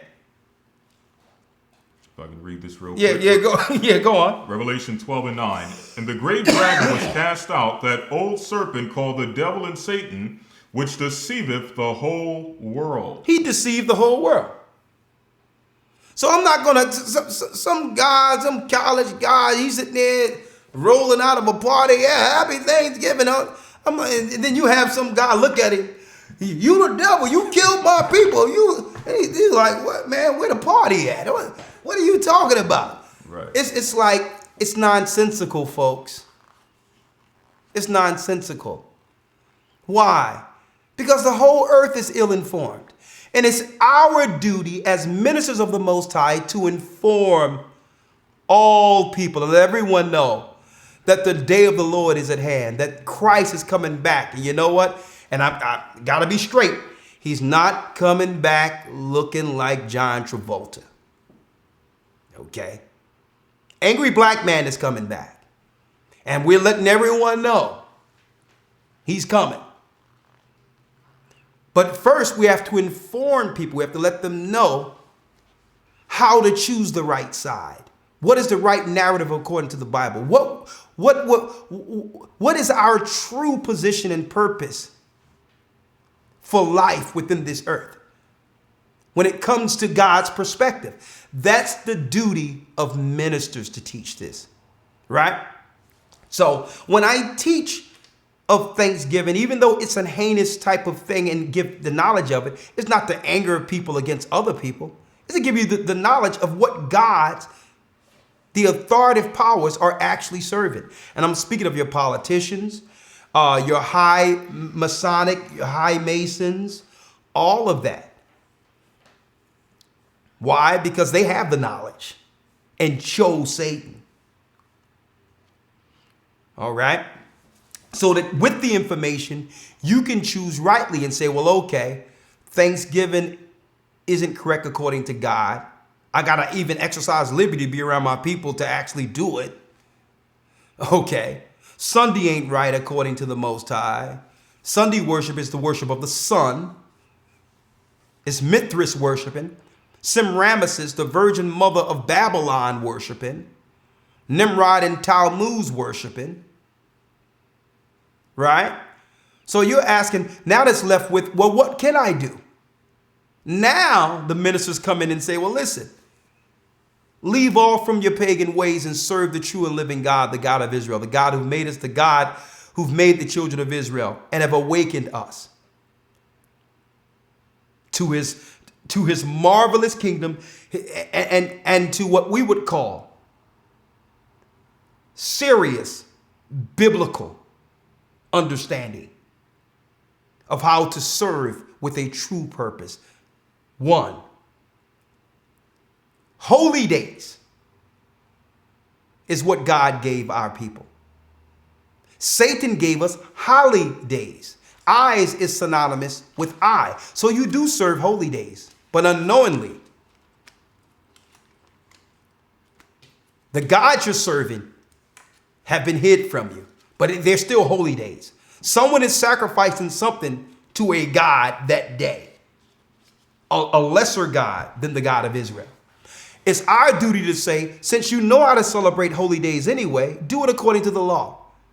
Go to Leviticus 23 and study Leviticus 23. Those are the days God, who created all gods, who've created all of us. These are the days he have given mankind to serve him in spirit and in truth. And the same time that we worship these days are also being followed from the heavenly realm. Thou shalt be done on earth as it is in heaven.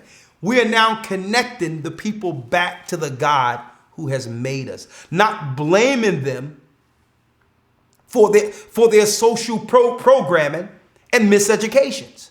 We're not blaming the people. The people are ignorant. We're not to blame the people, folks. It's our duty with eyes to see to do what? Bring people into the knowledge of the Most High and show them what's right. To the Jews first and also the Gentiles. Now, we're not just pulling the rug from under our family members and saying, you shouldn't do this, you shouldn't do that. We're giving them a viable option and say, listen, that food you cook on Thanksgiving, that food you're cooking on Christmas, it'll still be good on Passover. It'll still be good on Purim. It'll still be good because I don't care what day you cook that food. Mama, we're coming. Right? Mm-hmm. So now it's giving solution. Right. Opposed to judging and being condescending. Now we're bringing solution to our family. Right? Mm-hmm. Come on. Yes, sir. Just one second. Isaiah chapter 58, verse 13. If thou turn away thy foot from the Sabbath, from doing thine own pleasure on my holy day, and call the Sabbath a delight. So we have to show our people, as you're mentioning, how to take that same love, that same work that we put, the same finances that we put into the holidays, to take that same love and put it into the Sabbath. Now make the Sabbath a delight. Yes. Make the Passover a delight. Okay? Exactly. So just using that same love of family and connection of family, taking that same thing, that same element, and using it towards the Most High Sabbaths and His holy days. Exactly, Lawya. Because like I was mentioning, no one can tell us family is wrong and God is not in that, and the sacrifice and the sweat and tears our mama put in that food. That you can't say Satan was in that. Right. That's wrong. Your family is doing this out of love for you. That's the only time of year that this satanic world will allow them to actually show that love. And they're bound, they're restricted by these satanic rules in captivity to say, well, listen, it's only one day I get to see him anyway. So they're not looking at these holy days like a lot of us may view it. It's an opportunity for them to show their love. And you can't say that that's all wicked. Okay, what you have to do is show them how to share that love on God's days. Mm-hmm. And you can't do it by bashing them and being condescending to your own family. You can't do it that way. It doesn't work that way. Okay?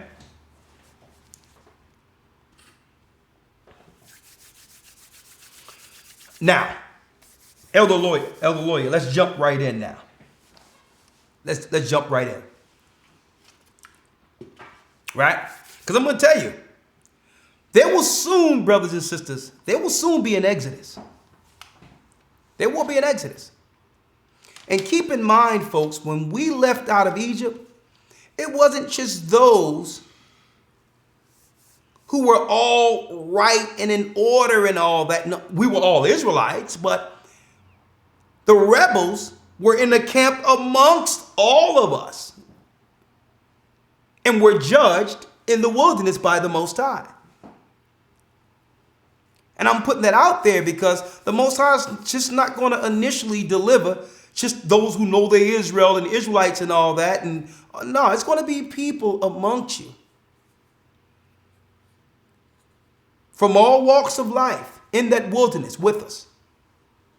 That time is coming. I want to put it out there. So we got to learn how to coexist and deal with this truth in real life sense. Okay. And then it's no longer considered cultish from the world's perspective when you're dealing with the truth in common sense, with common sense. Okay, and we're gonna be having lessons on that soon. Okay, but now, not becoming a Pharisee. Okay, with this word, an enemy of Christ, because don't forget, folks, a Pharisee was an enemy of the gospel. Don't forget that. So when you get this truth, you cannot become a Pharisee. Now, Elder Lawya, getting into Thanksgiving now. 515-6059-327, right? I'm going to pull in one call, then we're going to jump into Thanksgiving. Then I got the data to pull up real quick, right? 501 area code. Pull in a quick call.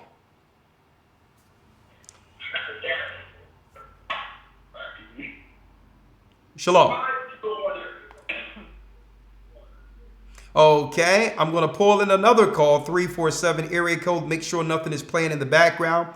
437 area code. Shalom.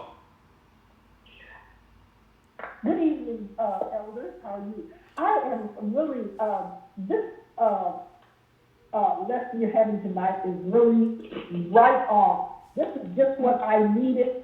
I said I came into the truth about 2 years ago, and when I learned about the holidays and we couldn't celebrate, and I was telling my family that first year, you know, I said, well, we shouldn't do this, we shouldn't do that. They said, but where are we going to eat?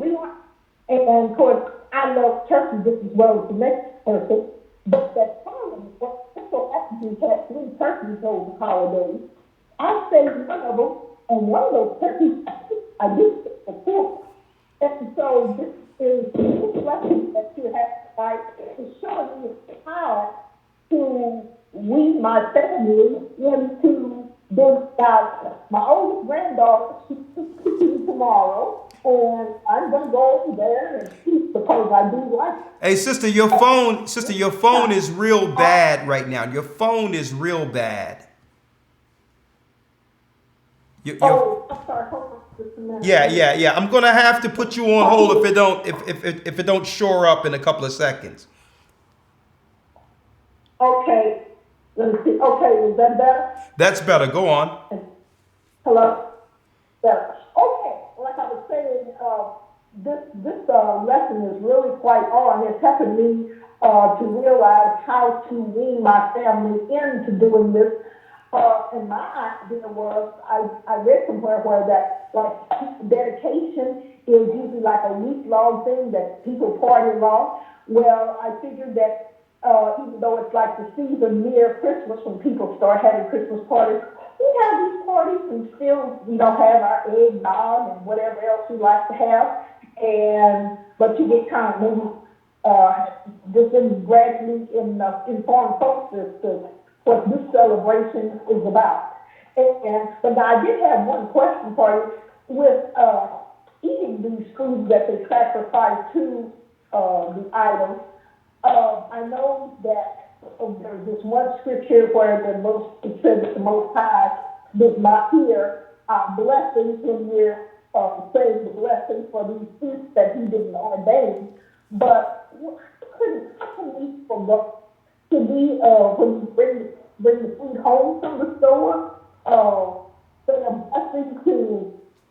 Hey, sister, I'm sorry. I'm sorry. I think I got the gist of what you were saying. I'm going to answer you offline because it's quite hard. It's bad broadcasting. I can't hear you. Okay. All right. Thank you. Okay. All right. Okay. Well, what I was able to extrapolate from what she was saying is the fact that she's thanking us for a perspective of how to get to her family during these holy days instead of being so judgmental. And that's good. That's number one. So that's the key point, and that's the whole point of us ministering and edifying, because you don't want to come off as if you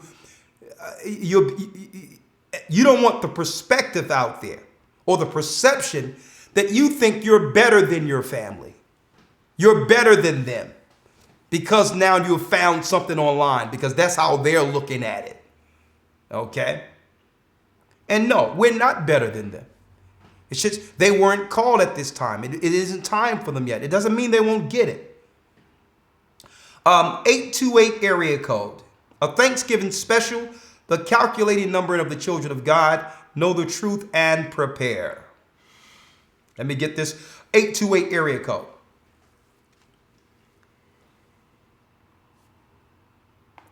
Okay, I'm going back to the original call. 501. Then I'm jumping right back in. Shalom. Hello? Okay, I'm not going there either. All right, I'm going down the line. 419 area code, 419, last call. I'm going to try to get one more call in, and then I'm jumping back into our Thanksgiving special. Hello? Shalom. Hello? Shalom, you're live with the Gathering Christ Church. Can you hear me, sir? Let me take this off speakerphone so I can hear. Look, I'm gonna try to bless y'all tonight. Now look, sir, Elder, I'm a 29-year-old male. I'm in Ohio right now. Can you hear me, Elder? I can hear you. Come on, man. We got a show to go through. Come on, talk to me. I apologize. I'm gonna try to bless y'all tonight. Now look, I know y'all touching on Thanksgiving tonight. And look, my mother, she's very big into you guys following the gathering of I'm not sure what it's GOCC. I'm not sure what the acronyms stand for, but I just so happen to, this is the first time I heard you guys in a while, and I just like to thank y'all for y'all gathering, because y'all give a lot of knowledge, let me say this, with Christianity, how they just dismiss the Old Testament. And they just got the New Testament. Now I can't be a hypocrite. Now I got a New Testament sitting next to my bed, and I would like to see if y'all can send me a Hebrews, like any type of Hebrews Bible that y'all might follow, so I can get a better grasp of what you guys, where you guys are coming from, like in your standpoint and your following. But look, my name is Dominic Ramey. I would just like to say I would like to thank y'all for the knowledge that y'all pass out. And I know I haven't spoke much on Thanksgiving, because not to say that I don't want to acknowledge it, but like y'all teach, we in the last times now. Now even though it's a wicked time, it's still a holy time, so like you just mentioned, because due to the fact that we are having these gatherings like this where we're starting to come back together, and that's what you got to do. Y'all got to keep having y'all gatherings. Y'all got to keep, yes sir, y'all got to keep empowering the people and let the people know about our true roots and stuff. Now, I just want to thank you for having me, and I'm going to go ahead and let you move on to the next one. Hopefully somebody else will come in. Thank you, Elder. Well, thank you, brother. We have your phone number. We're going to send you some information. Let me have your name. My name is Dominic Ramey, sir. And my mother's name is Latanya Smith. That's my mother. I'm not sure. She might have called in and spoke to y'all on the blog talks, but that's my mother. She's the one that invited me into the GOCC family, sir. Praise the Most High. Praise the Most High. She's doing a great job, and brother, brother, I'm sure you'll do a great work in time. So we'll call you soon. All right. Thank you, sir. Now I'll be looking forward to your call. Now give me a call now. Let me ask you this before you go. You know that our people who were brought here on slave ships, you know that we're the children of God, that we're the people of that Bible, right? Yes, sir. Can I say something amongst that real quick? No. I need you to answer the question. That's a yes or a no. Oh yeah. No. I believe I'm a child of God. Yes, in every drop of my blood, I know that I'm a child of God. No, I didn't ask you were you a child of God. I'm asking you, do you know that according to bloodline, the people that were brought over here in cargo slave ships are the children of Israel? That the same blood runs in our veins was in Christ's veins. The same blood. That's what I was about to tell. The same blood that ran through the prophets' veins are in our veins. The same blood that ran through the children of Israel, Abraham, Isaac, Jacob. Do you know that you are a blood child of Israel? So yes, I do, and I believe that, and like I say, I believe that in every sense. Because can I touch on that topic, please, for a second? Well, I can't let you touch for a second, but I'll tell you what. I can let you touch for I can let you touch for 15 seconds. Go on. Okay, I'll take my 15 seconds. Now look, do you believe that those same guys are bloodline of Adam and Eve? The same what? Do you believe like Abraham, Isaac, and Jacob are forefathers? Do you believe those same guys were a bloodline of Adam and Eve? Can I ask you that quick question? Oh, you asked. Okay. Are you asking me whether or not Abraham, Isaac, and Jacob came from Adam and Eve? Is that what you're asking? See, and that's what No. Hey, brother. Okay, brother. I gotta place you on hold because the reason I gotta place you on hold is because listening is an art, and you can't listen if you can't listen if you're already preparing an answer.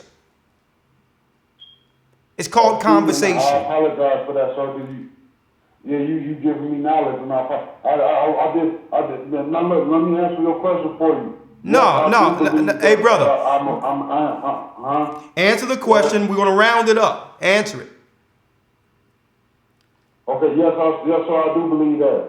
I'm in the bloodline of Abraham, Isaac, and Jacob, and all the prophets and stuff. Yes, I do believe that. Okay, I'm gonna help you out because there's a lot you don't know. Okay. I'm gonna help you out with this. Okay, listen, one that ought to be a teacher must learn again, which be the first principles and oracles of the Most High. Okay?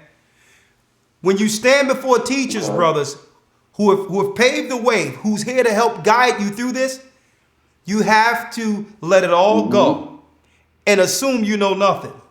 And I'm going to say, and this is why. Anyone that's going to question whether or not Abraham, Isaac, and Jacob comes from Adam and Eve has a lot to learn. And I'm sure you learned some philosophy some other place, but that's why we have the Hebrew and Bible Academy and thousands of lessons online that can put you on track. But I'm going to help you with what you can do in your private time to come up to speed. Going forward, read the Bible outside of anyone's interpretation and believe the Bible literally as it is written. No concepts, no philosophy, and you'll be on the right track, and we'll meet you there and teach you the rest of the way, all right? Okay, sir, can I say something? No, I'm sorry, you can't at this point. No, brother, because what you're trying to... I'm sorry, brother. This is where I fade you into the queue. You have his name? Yes, sir. Yes, sir. Lawyer sitting there. Yeah. Put his. You got his name? Yes, sir. Okay, I had to fade him out. Don't worry about it. I'm gonna talk to you though. We got a lot to discuss. Now, jumping right in. Elder Lawyer, I texted you before you came and I asked, can you bring some tea, right? Yes. You went down there dealing with the East Indians at Dunkin' Donuts. You asked them for what type of tea? Earl Grey. He asked for Earl Grey because it's morning tea. It has a little kick to it that wakes you up. Right. And they gave him chamomile tea. Chamomile does what? Puts you to sleep. It puts you to sleep. And you see, I'm about to get this thing stimulated where it's going to wake you right on up. I'm glad I got chamomile tea to some degree. Right. Because I'm already upbeat and I'm sometimes the adrenaline moves me. Right. Before the thought. And this chamomile tea kind of chilled me out a little bit. Right. So it's okay. Now, here we go. Thanksgiving, just in a nutshell, what is Thanksgiving? All right? The history of it. We're going to give you this in a nutshell and jump right in. I'm going to show you why we titled this a certain way. Why we titled this the calculating of the number of the children of God. Because before they could kill the North American Indians in America, they had to first frequent amongst them. And then after they would frequent amongst them, they would begin to number them. Right? Now they're becoming familiar with the comings and goings and the culture of the North American Indians and all that. They understand who the chiefs are, who's the voice, what's the greatest influence. They're actually taking a military reconnaissance Right. on the lay of the land to one day come in and bring in the Roman army, the conquistadors, the Spaniards and all that, to kill off the North American Indians and to steal their land as it was prophesied, right? Now, the reason why we don't blame white people or other people for this is because God prophesied it would happen to us for disobeying God's law. The 10 tribes in 721 BC left the northern kingdom. They came over into the Americas eventually, into a land, a new land where never mankind dwelt. And eventually they began to sacrifice and do all types of evils in the new land. And the Most High, like he says in the book of Deuteronomy 28, sent a fierce nation with a fierce continent against the Indians, as quick as the eagle flieth.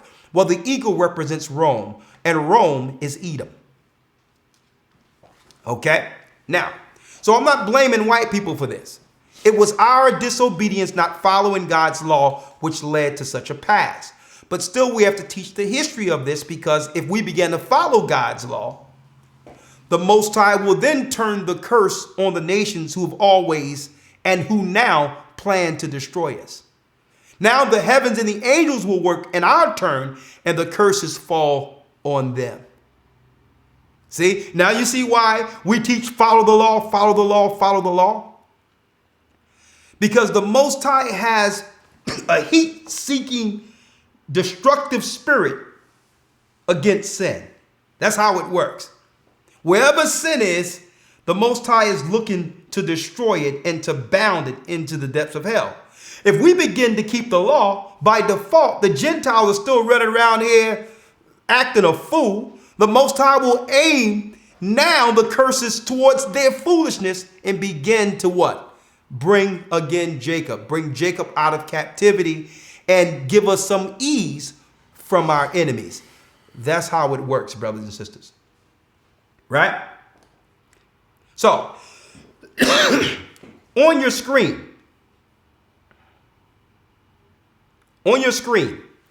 here's the true bloody story behind the origins of Thanksgiving in America. Read that, Elder Lawya. Yes, sir. The website, it says, here's the true and bloody story behind the origins of Thanksgiving. I'm not sure if the website. The website is Culture, right here. Okay, Culture Collectiva. CultureCollectiva.com. And, you know, there's a, right here, the author of this particular piece is Oliver G. Oliver, a writer for this particular site, who's just going to give you some back history on Thanksgiving. This holiday does not have as friendly a history as many people believe. Quite the contrary, the dark history of Thanksgiving is surrounded by tales of blood, brutality, and slaughter. We all know that Thanksgiving is an American holiday meant to celebrate and be grateful for our blessings and friendship of others. What many ignore, however, is that behind this seemingly joyous occasion lies a dark story of conflict, blood, and genocide. The origins of Thanksgiving, like with most other traditional festivities, are rooted in old pagan rites. The holiday has its earliest source in ancient customs found throughout the globe that allocated a day of giving thanks for a successful harvest and the fortunes or blessings of the previous year. More specifically, however, it is often said that the current American tradition of Thanksgiving dates back to the establishment of the Plymouth colony in what today is Massachusetts in 1620. Come on, let's go. So, problems with the official story. Most schools teach that Thanksgiving was born when some English religious dissenters, the Pilgrims, Go ahead. were struggling to settle in Plymouth and were warmly received by friendly local Native Americans from the Wampanoag tribe, who taught them how to survive in the New World. To celebrate their success and to honor each other, everyone got together and threw an affectionate feast in which the Pilgrims showed their gratitude. That sounds like a lovely story. That sounds like a lovely story to me. That's the one they gave me in the first grade, along with on Sunday the Virgin Mary. But go on. But it falls way short of showing the whole picture. As we mentioned before, celebrations meant to give thanks for the harvesting season, which mostly fall around the same dates, were plentiful and very much before the Pilgrim story. And it's hard to pinpoint a single event as the actual birth of the contemporary version of the holiday. Other settlers in Virginia celebrated their arrival with an annual Thanksgiving Day since 1619. For example, decades before, some Spanish settlers in the colonies got together yearly with the Seloy tribe for a friendly feast. Yet others believe Thanksgiving truly began when in 1637, Massachusetts colony governor John Winthrop declared a day to give thanks for the fact that colonial soldiers had recently slaughtered over 700 members of the Pequot tribe, including women and children in Connecticut. This is the true origin of Thanksgiving, the destruction of the Pequot tribe, 700 men, women, and children. And that's why usually, I don't know if they continue to do this, but at one time on Thanksgiving, they would make sure that the Cowboys would play every Thanksgiving. The Cowboys. They would also at one time, it was just blatant out there at one point to the degree in which they had to change up the roster. It used to be almost ceremonial to the degree in which, let me put that away, to the degree in which, brothers and sisters, that every Thanksgiving you would have the Cowboys and the Redskins. Now, they would call the North American Indians Redskins or Indians as savages to demonize them.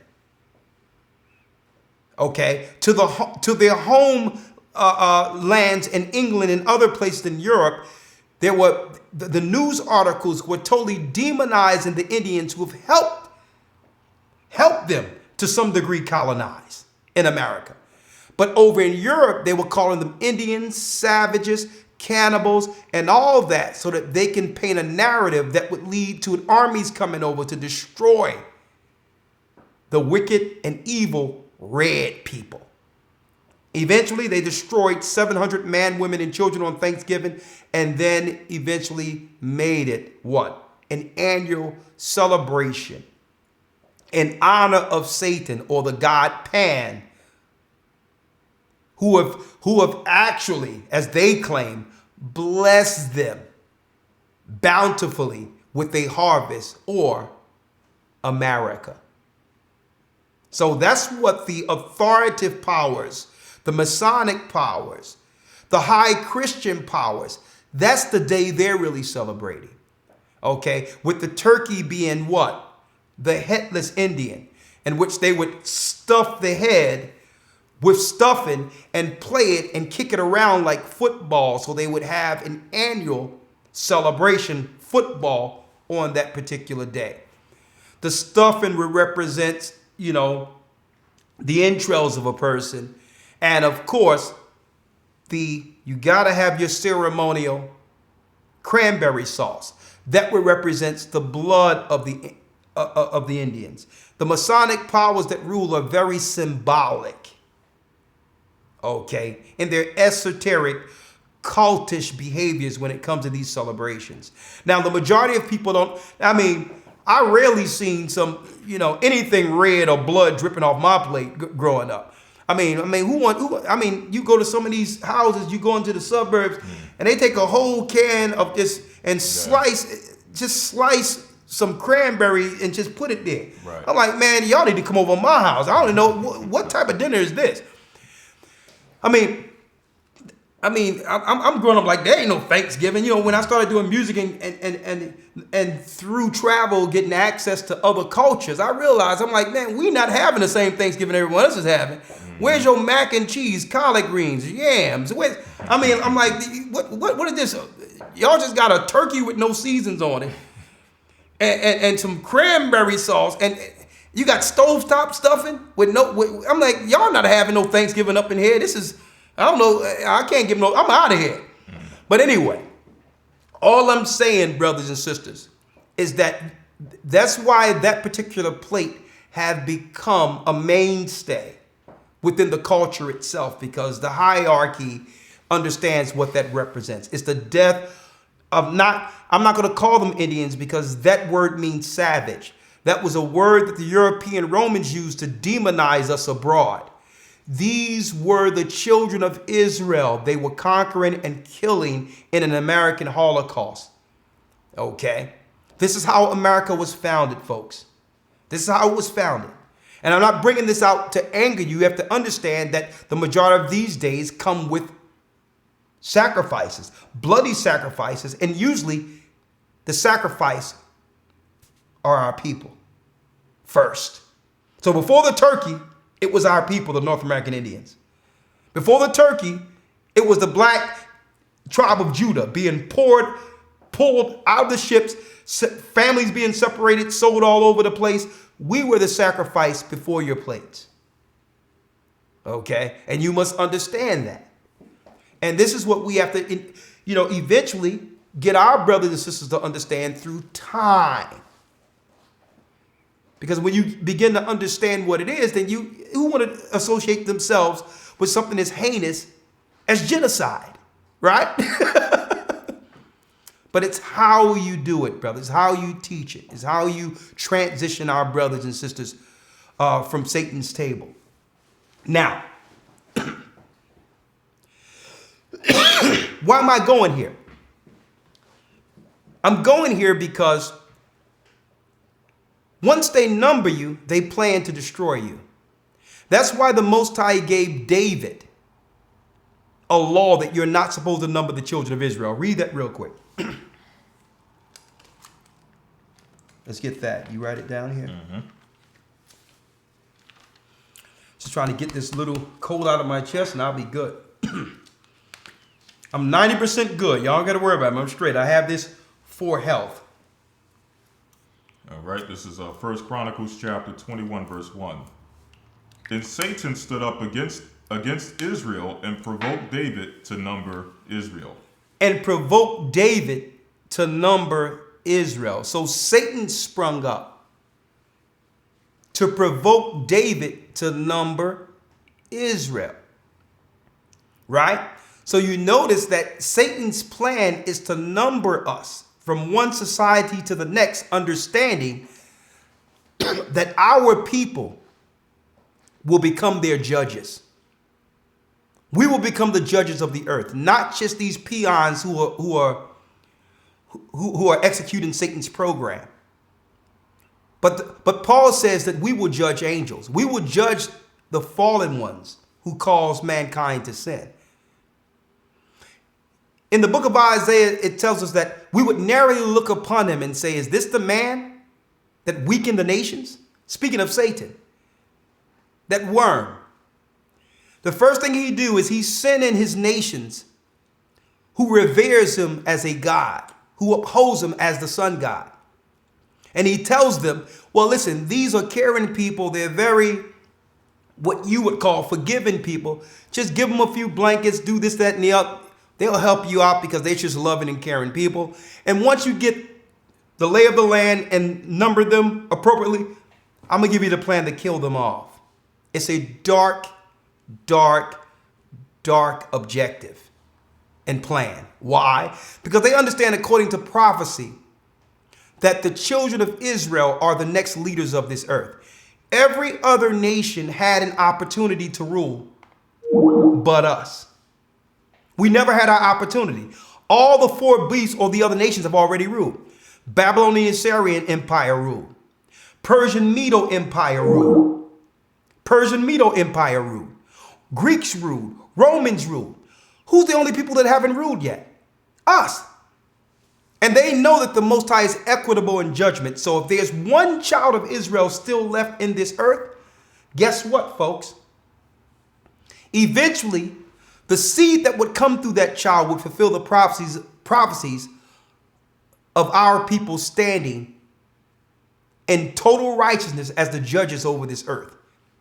America is their last empire, and they know the gig's up, and they understand now. There's no stopping it. Our people are waking up everywhere, and they're looking to do the same thing, which is number the children of Israel before engagement. During the time of the Persian Empire, there was an Edomite by the name of Haman the Agagite. You all know the story in the book of Esther. The first thing he said was, these people celebrate different than you. They don't respect the gods or the pagan gods. They deal with their own fashion outside of us. Let me number them and I'll pay assassins to kill them. And this Edomite paid assassins all over the province of Iran to kill us off. Satan does the same plan from one cycle to the next. So when they came to the Americas, they numbered the North American Indians, then killed them. Right? When we started to begin to reprocreate and have our own resources along with our own monetary resource, our own Wall Street, when we began to thrive as a people beyond their eugenics control, they went and burned the cities, gave us civil rights, and did what? Set in a eugenics plan through Planned Parenthood to do what? To keep our number down, to kill us off, and integrated us into schools that would program us, social engineer us to go backward, away from the prophecies concerning what? Judges, a righteous people, a lawful people. See? So when our numbers begin to peak, they send out their assassins. Okay? And their assassins always present themselves as a helpful organization. Planned Parenthood. I'm going to drop something on y'all, folks. The Masonic powers that control our neighborhoods.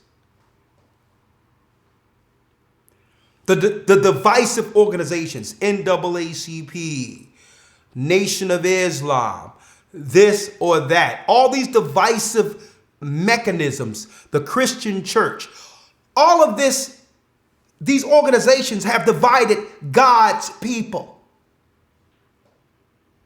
as a way of population control. And they're doing it now. Folks, they're scared out of their boots, not of us, of our God, and what happens once we as a people begin to come back to him. They're scared. And we've found the census of them numbering us.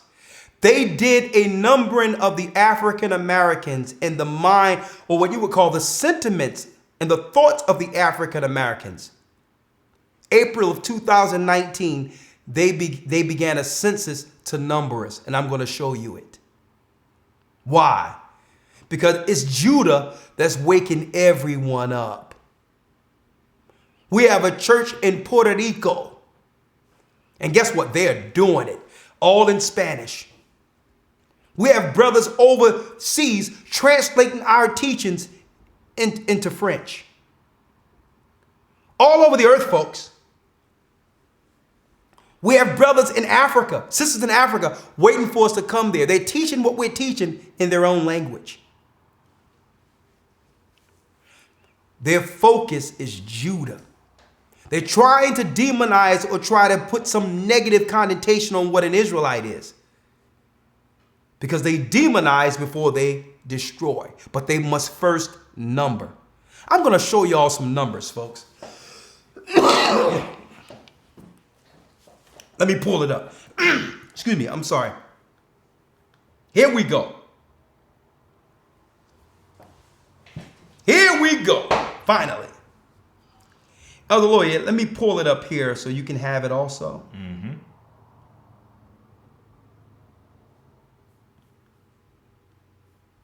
Okay, let me pull it because I want Elder Lawya to read it.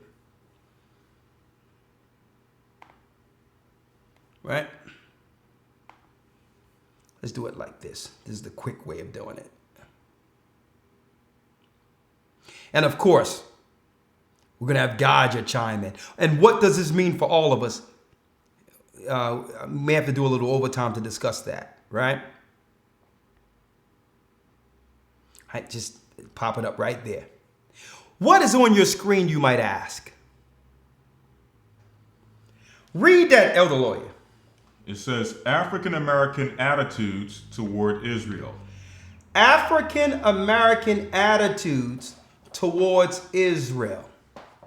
Now, why do they care about African American attitudes, brothers and sisters, towards the state of Israel? Why? All I hear on news is communist China, Russia, the threats of terrorism from Saudi Arabia. Why there's no list? Why there's no survey on the Chinese attitudes towards the state of Israel, or Russia's attitude towards the state of Israel? Mm-hmm. Why are they targeting African Americans with this survey? I'm going to show you why. And it's sponsored by the Philos Project. And look at the bottom, Lifeway Research. It's a Christian bank, a Catholic bank, a Christian bank have been numbering our people in the church for a reason. Now, I need you all to check this out. Let me tell you something, folks. The Most High, matter of fact, let me show you. I've been telling Lawya what I said for a long time. I said they're tallying what's going on with this awakening. And the reason how they're able to understand its impact is by the money they're losing in the churches now. Mm-hmm. But I didn't know the depths of what I was saying back then until I seen this particular survey. Elder Lawya, here's the methodology. I need you to read the bullet points here on the methodology. Right here. You got it? You lost it? Oh, here it is here. I need you to read the bullet points, Elder Lawya, on the methodology. Yes, sir. It says methodology. The online survey of 1,019 Americans was conducted March 22nd to April 2nd, 2019. They took this survey this April, folks. Now, even though you see 1,119 Americans, right? They made sure they took an example of a demographic within the United States. Almost 1,100 different demographics. One would represent a few thousands of people who would think the same way. So this is how they can get a bead on the attitudes or whether or not their social engineering is actually working on us. By now surveying and getting opinions from those within our neighborhoods. or different walks of life. What's the next one? Come on. It says the project was sponsored by the Philos Project. So I wonder that our brothers and sisters in church know that they're being looked at and surveyed through a Philo project sponsored by the Romans or the Zionists. Now you see why they're looking to censor YouTube, folks? It's the Christian church that's going to be used to number our people and usher them into their own demise. They're numbering them for a reason. I'm going to show you this. Read it. Respondents were invited to participate from a large national panel. Come on. Respondents were screened to only include self-identified Black or African Americans. Hold up. Respondents were screened to only include what? Self-identified Black or African Americans. Oh, I got to pull this up here.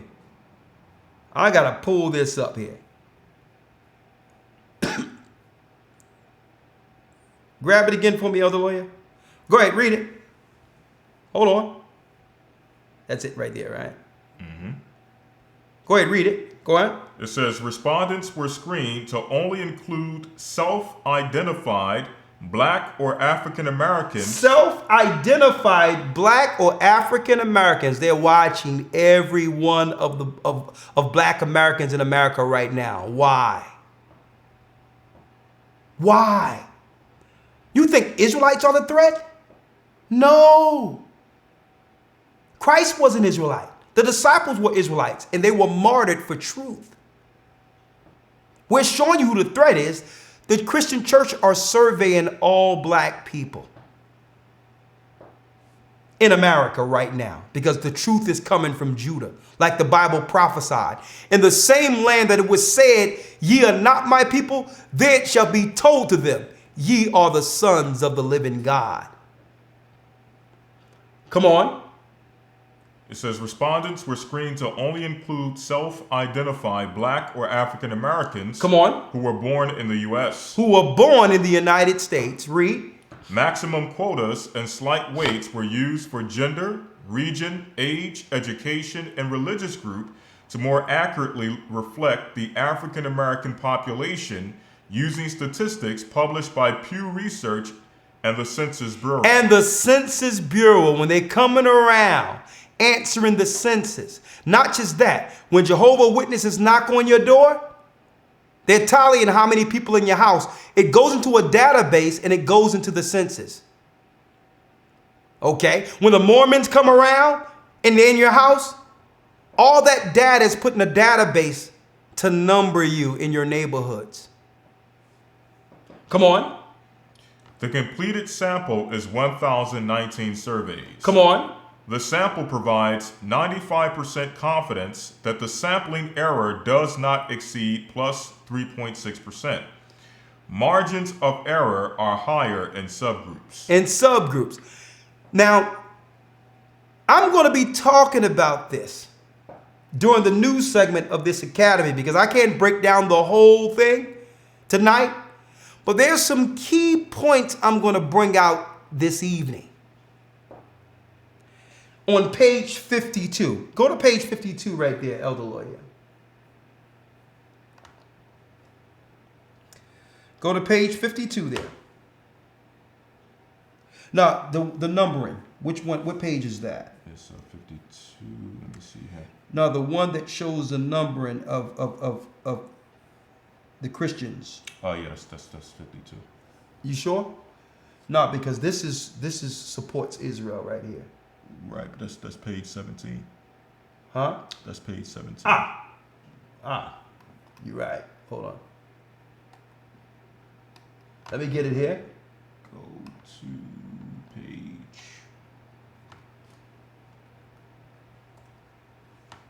Oh, here it is. If you go to the top where it says go. Go where? Up in that top bar. Over here? Higher. Where it says preview. Yeah. To the left. And you'll see it says go. Yeah. Yep. And then go to page. Right under the next side. Yep. It's just typing the page. Oh, Rawchaa, Lawya. Yep. 52. Check this out, brothers and sisters. Tell me this is not going to blow you away. I gotta make sure they see this. I have to make sure they see this. Hey, Elder, you can hear me? Yeah. Oh, man, you know what, just... Hold up before you go there. I gotta say this. I gotta say this real quick, Gaja. Go ahead. The largest ethnic group, they took a tally, folks, of the whole United States and who attend church. The largest ethnic group of church attended by participants in the United States amongst those who attend a Christian church several times a year or more. Look at this. 71% are blacks. Only 7% of churchgoers are white. Only 1% are Asian, and only 1% is Hispanic, and only, it says 19%, there is majority group church is multi-ethnic, and 2% not sure. But I need y'all to see this. Amongst those who go to church, it's our people, 71%. Which says what? If we walk away from the churches in America, there will be no church here.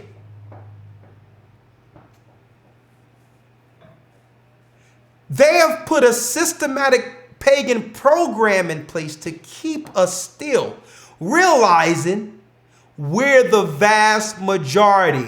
We can run the whole thing, and they understand this. So, if 71% of churchgoers are black people, and they're making an average of $85 billion a year in America from churches. When you break that down 70%, this is how much money they're ciphering out of our community to pay for Planned Parenthood and other systematic depopulation programs that divide or destroy us. You didn't know that all that money was even amongst us, did you? They did.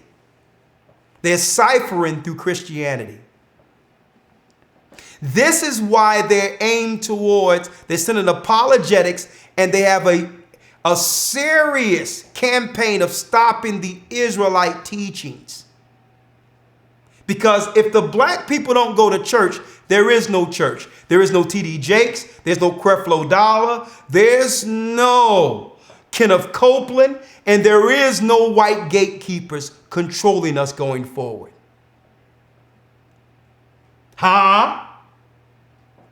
So they have this number and realize the number is shrinking. Another metric. Give me another page, Elder Lawya. Page 35. Let's go to page 35 real quick.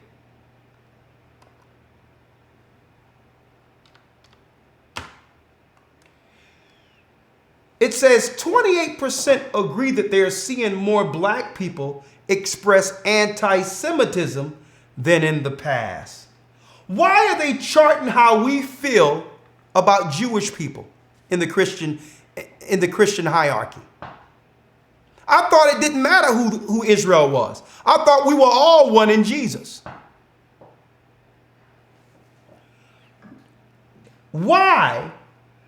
28% agree that they are seeing more black people express anti-Semitism than in the past.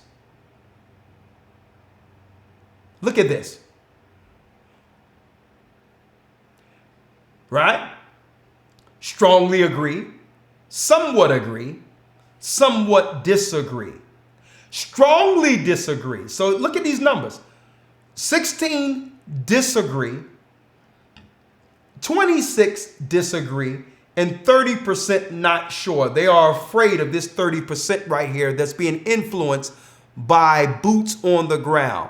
Israelites teaching our people that we are not from the seed of Ham, that we're not just some regular old Gentile people who need a white Jesus to save us, that we're the true judges and teachers of the earth. We are the children of God, and we are anointed with the Spirit of Christ to deliver the children of Israel from exile. See? Look at this here. They've been watching you the whole time. And the churches are keeping these tallies. Look at this. It says 41% agree that the formation of modern Israel is a fulfillment of God's covenant with the Jewish people.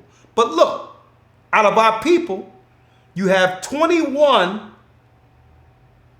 that disagree and the 38% that's not sure. That means the churches are not doing enough job making our people believe that those people in Israel are the true Jews. And it also proves that the Christian church's agenda is to make sure that we believe they are the true people of God. Look at this. So on either end of the spectrum, they're not talking about Arabs. They're not talking about any other people. But it's us on one end and the Israelis on the other end. Right? Give me another page on black Israelites. Page 30. I need y'all to check this out, folks. This is going to trip y'all out. Page 30. 19% agree with anti-Semitic statement that Jewish people are blocking black progress in the United States.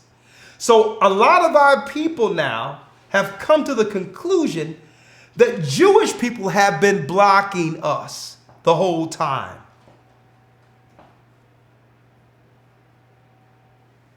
Check that out. And 23% not sure. But you have 7% who strongly agree that Jewish people have been blocking us. 12, this is 20% right here. And then there's another 23% believe that they have been blocking us the whole time, which means that number is going to grow as the truth come out that we're the true Jews. This is why they've been targeting Israelites and demonizing Israelites and coming out with stories like the Joy Morgan story, as if they didn't find a girl dead in front of the castle, the English castle in England a few years ago. They found girls' bodies dead near the castle of England, but no one is saying surviving, the Catholic girl who's getting killed and maimed and sacrificed under that religion. No one is blaming what's going on with the children that are being molested and all these other religions and all that being killed. They're demonizing and running these stories as if death comes with those who actually follow the truth of who they are. Right? The one on Israelites, you got that one?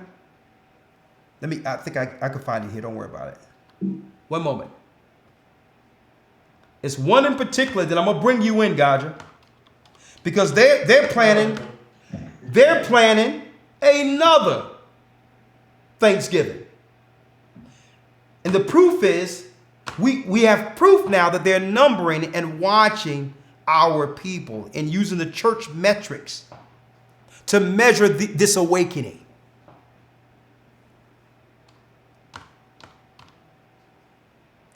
Look at what we have here. Looky what we have here. Why are the Christians, why are they looking at Israelites on a Christian metric? 62% are not familiar with the black Hebrew Israelite teaching. So on one end, they want to know, how do we feel about the people who claiming to be us, Israel? Then they want to know, well, how do they feel about Israelites actually being black people? Why? Why do they care? Because the Most High is awakening his people. And he's using us in America to do it. It says right here, 62% are not familiar with Black Hebrew Israelite teachings. But check this out. You have 4% who would say, I consider myself. So out of the people they tallied, 4% said that they were Israelites. Another 19% says, I agree with most of the core ideas taught by Hebrew Israelites. That's 25% of the American population who have been affected. And mind you, have been affected by this. And mind you, we don't have media. We don't own no media stations. We don't control the narrative when it comes to mainstream. We don't have movie productions, nothing. But automatically, already 25% of Americans' Black population believe that they're the children of Israel. Right? And check this out. Another one say, I disagree with most of the core ideas taught by the Black Hebrew Israelites. But what does this tell us? That even the 9% know about the Israelites and they were told they were Israelites. And another 6%, I firmly oppose the teachings of Black Hebrew Israelites. But you oppose Israelites, but guess what? You know about Israelites. So almost half of the population, the country of America who's Black, know about Israelites, while the numbers in the Christian church are declining. What numbers? The number of Black people, because we're the only people that's actually going to church anyway. And that's why they're targeting Israelites right now. Do you see this? Do you see this? And of course, I have to put the link to this information in your chat because you have others going into this information, but they will skip over that number of the fact that the majority of people that go to church are us. So if they're us, why is Kenneth Copeland running T.D. Jakes? How is he over T.D. Jakes? How is there any Zionist or Jewish person or some theologian? Why are we going to them to learn about Christ when we're the majority of churchgoers? Why are we going to them for a teaching certificate? Huh? When their race don't even go to church. Get out of our space. Okay? We see you. You've been ciphering money out of our communities to be used to depopulate us. And we're talking about economic inclusion. If there's $85 billion coming out of our pockets in America each year into these churches, what can we do with that if we unite it together under the Most High with God's law and teach our people throughout the earth? This is what they feared, folks. And guess what? Gaja. Hey, Elder, I'm here. Hey, brother, they didn't know that we was going to get our hands on this information, right? Check it out. Hold on. Let me bring you in. Let me bring you in, brother. Tell me where to go. Hey, I'm about to let you loose. Don't worry about it. Cut loose. All right. Now, when you look at this study done, I know you look at this Philo group. This Philo group is actually a Christian ministry, right? Yeah. Now check this out. When you go onto their website, right, and you look at the mission and purpose, let me read something off of their website. All right. So this is their mission purpose. Let me cut you up so that they can hear you. Go ahead. Yeah. Check this out. It says one. Let me go to one of them here. It says, what kind of Christianity does Philo espouse? It says Philo is a non-sectarian organization whose board, staff, and members belong to various Christian churches and hold to the various schools of theology, interpretation within the realm of the Nicene Orthodoxy. Oh, so they are.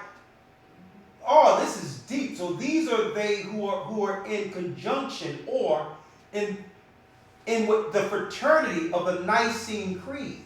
Yes, sir. This is what we're dealing with right now. Now, the Nicene Creed are those that integrated paganism with what we call the modern day Christianity. Exactly. Go on. No, go on. Yo, now check this out. Now when you jump, they give you all the political views and all of it. I'm just getting out some of the key points in here that struck me as I'm going through this website. It says, what is your position on the state of Israel? Now check this out. We're dealing with a Christian group here, right? Listen to this. We believe that the Jewish nation is an indigenous nation of the Middle East with a right to live in its ancient homeland. We believe the state of Israel is a legitimate expression of Jewish nationhood.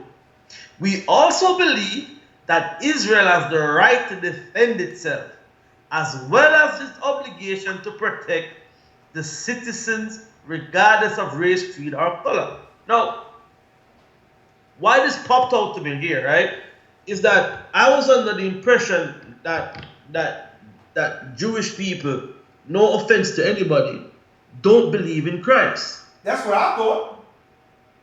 So why is a Christian organization upholding quote unquote antichrist? Exactly. So I don't know if they heard you clearly, but I am going to. You with me, Gadra? I'm here. I have to state this again. Hold on. I think I made a mistake and went off. Hold on. I got to get back on Blog Talk. Hold on. 1 second. 1 second. Yeah, I'm here. 1 second.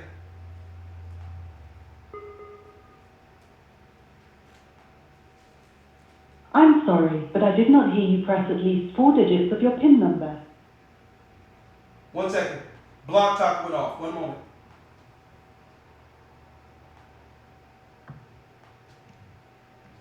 I'm sorry, but I did not.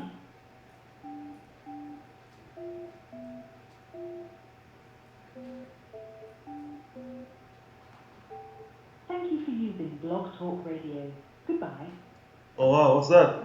No, come on. Hold up. I got to get back in. 1 moment. Welcome to Blog Talk Radio. Please enter your host PIN. When finished, press the pound key.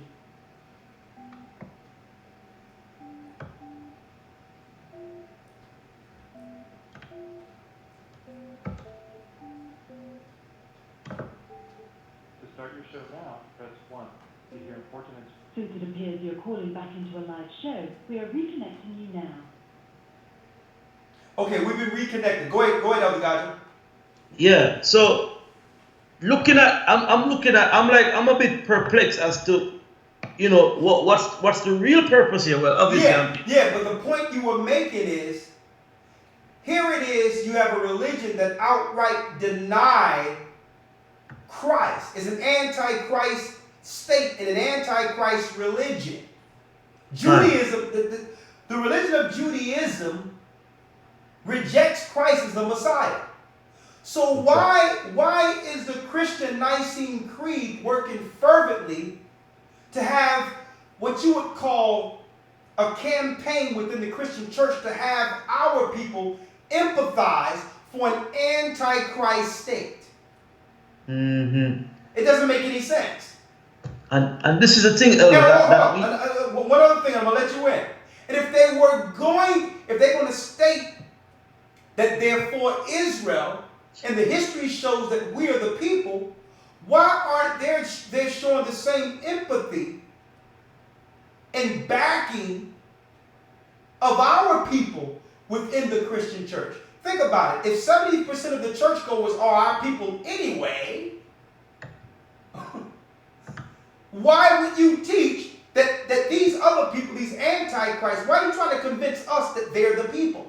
And these people are actually on record against Christ. But go on. I'm sorry about that. That's okay. I mean, these are the same sentiments I'm echoing right now. Is that why? But you look at the stats. It's 70%, as you said, of the children of Israel are supporting the churches. Yeah. And that's where the finance coming from, going back into it, when they're driving the campaigns of support Israel. So you need our people right now, and your interest is in why you are doing a poll or a census as to what's the sentiments towards Israel. Why? Because this is the cash cow.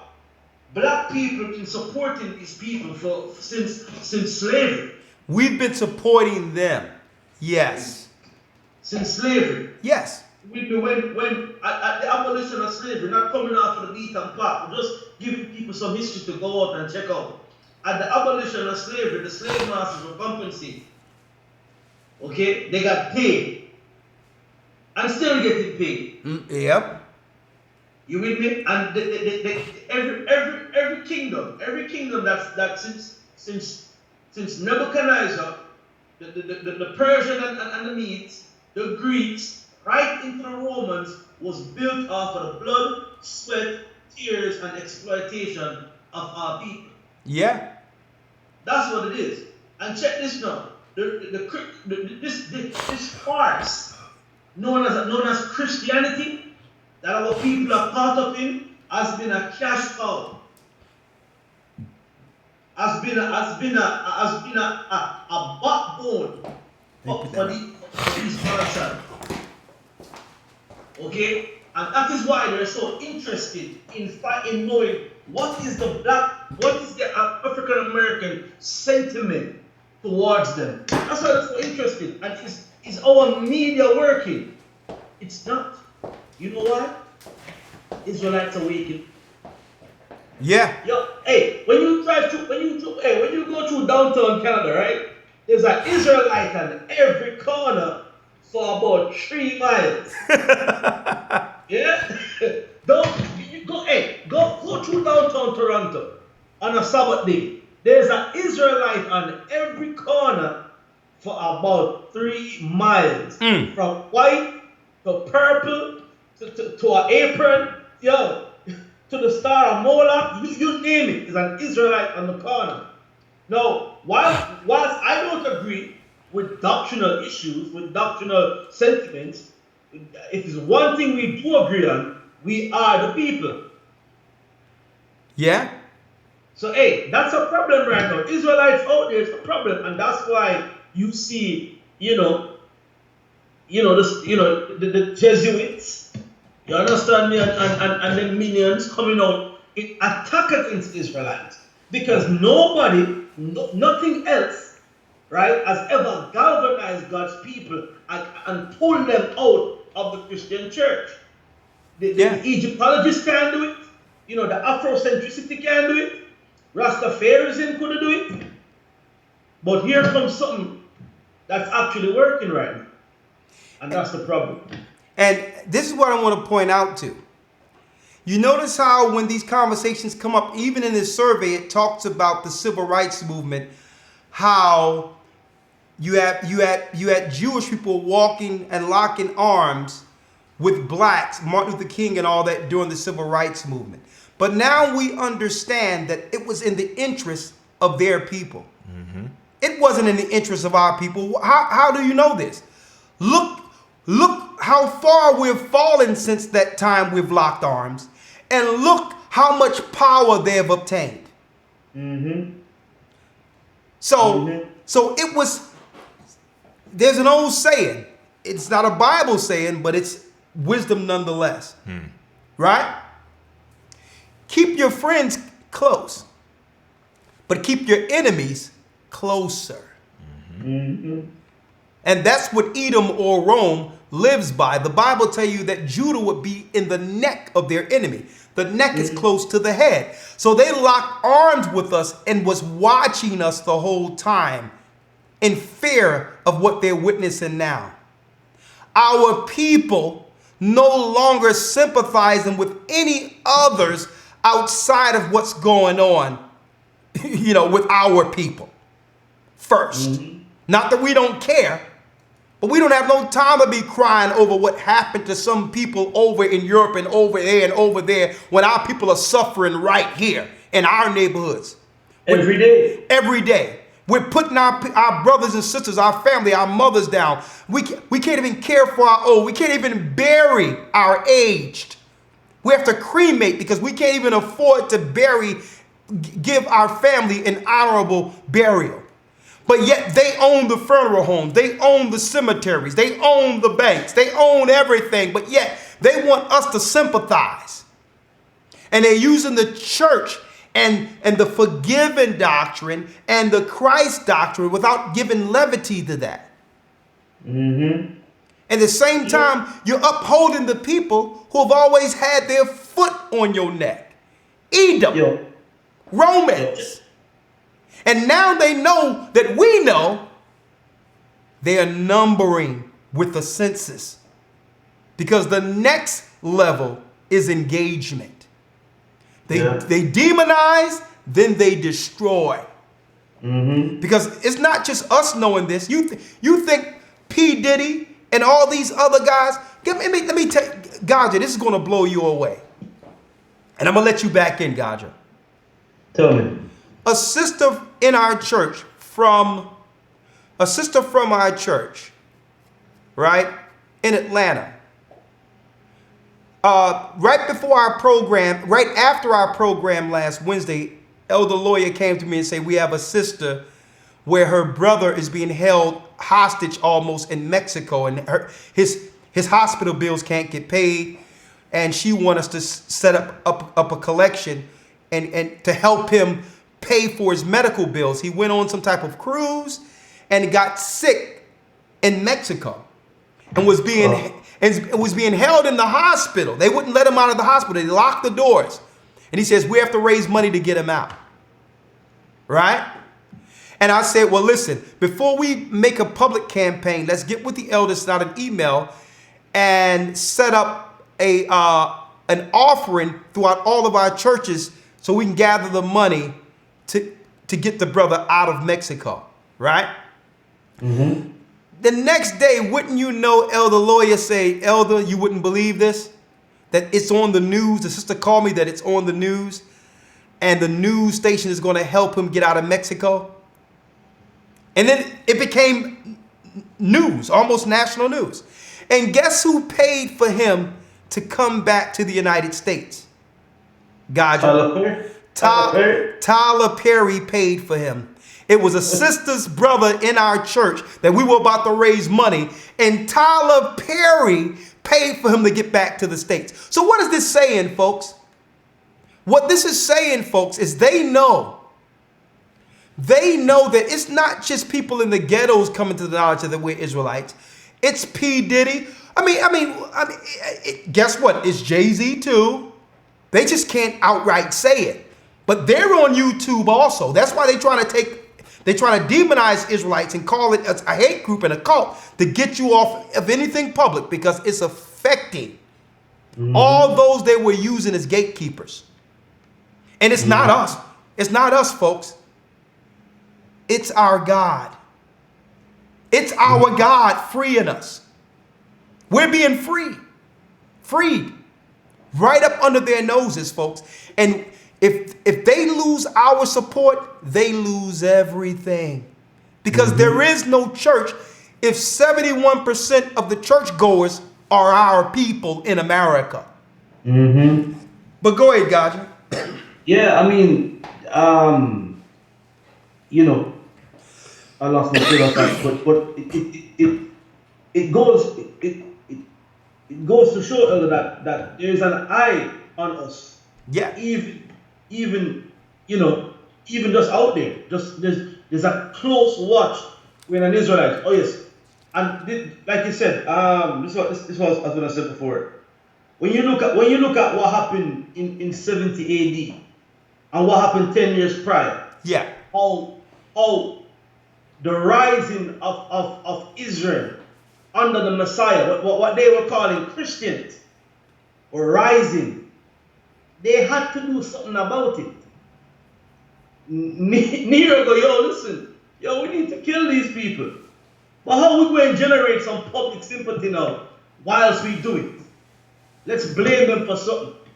And it's the same smear campaign. Yep. Let's call them terrorists. Let's call them extremists. Let's call them weird. So that when they start to engage us now, it's gathering public, you know, people like, yeah, oh, them crazy ones. Oh, yeah, man. You know, they actually deserve it. It's the same thing. It's the same tactic. There's nothing new under the sun. Yeah. They're demonizing the awakening. And that's why I was saying for years, brothers, it doesn't matter how we would teach, brothers used to teach before. In the 90s, hey man, I don't think anyone out there were more hardcore than we were in the 90s. Okay, I'm going to tell you, even though it's some nonsense going out with people talking about they can rape people at the age of 12 and all that. I mean, don't try to associate that with being an Israelite. Okay, that don't got nothing to do with God's awakening. Putting that out there right now, okay? But anyway, we went hard in the 90s. Okay, I mean, I learned this in the early 90s that I was an Israelite, okay? But you have to realize Christ says he sent us out as sheep among wolves, be wise as serpents and harmless as a dove. You can't go out like that anymore with this level of recognition, because back then it was just dismissive. There was no threat. The Christian church seemed no threat from a few guys teaching on the street. Why? Because they were at the height of a new stick. The prosperity movement galvanized a whole new movement, and this so-called power speaking that was going on. This new age speaking energized a purpose-driven life and the purpose and all this other stuff. They were galvanizing, growing in numbers to make their antichrist New World Church with these mega churches. So at that time, they weren't really paying attention to Israelites. Okay? They weren't paying, they didn't care. They were just dismissing. But right now that we've seen that our people haven't benefited at all from the prosperity movement, a matter of fact, they use the prosperity movement to cipher any monetary value we had left out of our communities into the Jesuits' coffers, into the Zionist coffers. Now our people are saying, listen, we backed Obama, got nothing. We backed the prosperity movement in these churches, and we're suffering. We're done. Matter of fact, we seen these guys teaching on the corner saying that we're the children of God and that the kingdom is coming, and we're actually getting something outside of some bogus prosperity promise. We might as well try that. And not only that, they're not just trying it, they're realizing it. They're realizing that it bear witness to their spirit, that they always knew that there was more than what the churches and the educational systems were telling them. I'm going to tell you, that's why they're numbering us now. And guess what? There's more on this survey. The metrics are eye-popping of how many of our people that are being affected outside of us, people we don't even know. And I told Lawya this the other day. I was like, listen, I don't know. I think I was speaking to Lawya about this, or it may have been you, Gotcha. It was you, Gotcha. Yeah. Right. I was saying that you have to realize we have numerous of people within our congregations that come to Sabbath, that are growing with this regularly. You really have to understand that those that gather with us are the minority of those who believe what we believe. Who just haven't came out and gathered with us yet. 515-605-9327. 515-605-9327. Call in, because only 60 seconds before overtime, and you will not be able to bring your 2 cents if you're not in within 60 seconds. I mean, when you look at it, in radio, we used to have the statistics in radio saying that for every text that we had received in there was about 100 silent listeners Yes. represented for one text. That's Yes. kind of like how they work it out. Yes. You with me? So never mind YouTube. That's visual. You with me? And you know, a lot of the times we in class teaching and people come through and go, hey, listen, you know, I've been following the church for the past 4 years. You with me? You know, I've seen all the broadcasts you've done, and you're like, oh yeah, for real, and you know, in Manchester right now, people still coming into the Manchester congregation from the broadcast that we did almost 10 years ago. So, you know, I believe that. I know that there's people out there. So, the majority of people learning from the church, really. Gaja, the majority of the people that are following this church, the majority of people who understand what we know are not even in the church, haven't even gathered with us yet. 100%. Haven't even gathered with us yet. And I'm talking about a vast majority. I would say probably 100 to 200 times of what we see in between our four walls or more are actually following this church. Easily. I tell you what, Elder, if they were censoring a lot of what we're doing, i.e. the channel and so on. Yeah. You know, a lot of it would even reflect more on the numbers. I mean, look at this. A few weeks ago, right? We had upwards of 1,800 people on the broadcast. You with me? Hold up, guys, and keep talking because someone said I can take a tablespoon of olive oil and kill this cough. So it's about to go down. Go ahead, finish speaking. Yes, sir. With that olive oil, is some up there? Should be. You can check the picture. All right, go ahead. Yep. Yeah, I'm saying if you look at the numbers even on the broadcast goes up every week. So sometimes we get onto the system and we see the numbers are low. People are, you know, they're taking away subscription. You there with me, Lawya? Right, I'm with you. Yeah, they're taking away the subscription. They're taking away. They're actually trying to censor the channel. If we would see a lot more reflected on it in terms of the numbers like that, but 100%, I 100% believe that the majority of the people who learning from under the church and believe that what we believe are still not yet gathered with us, and it goes the same within these stats.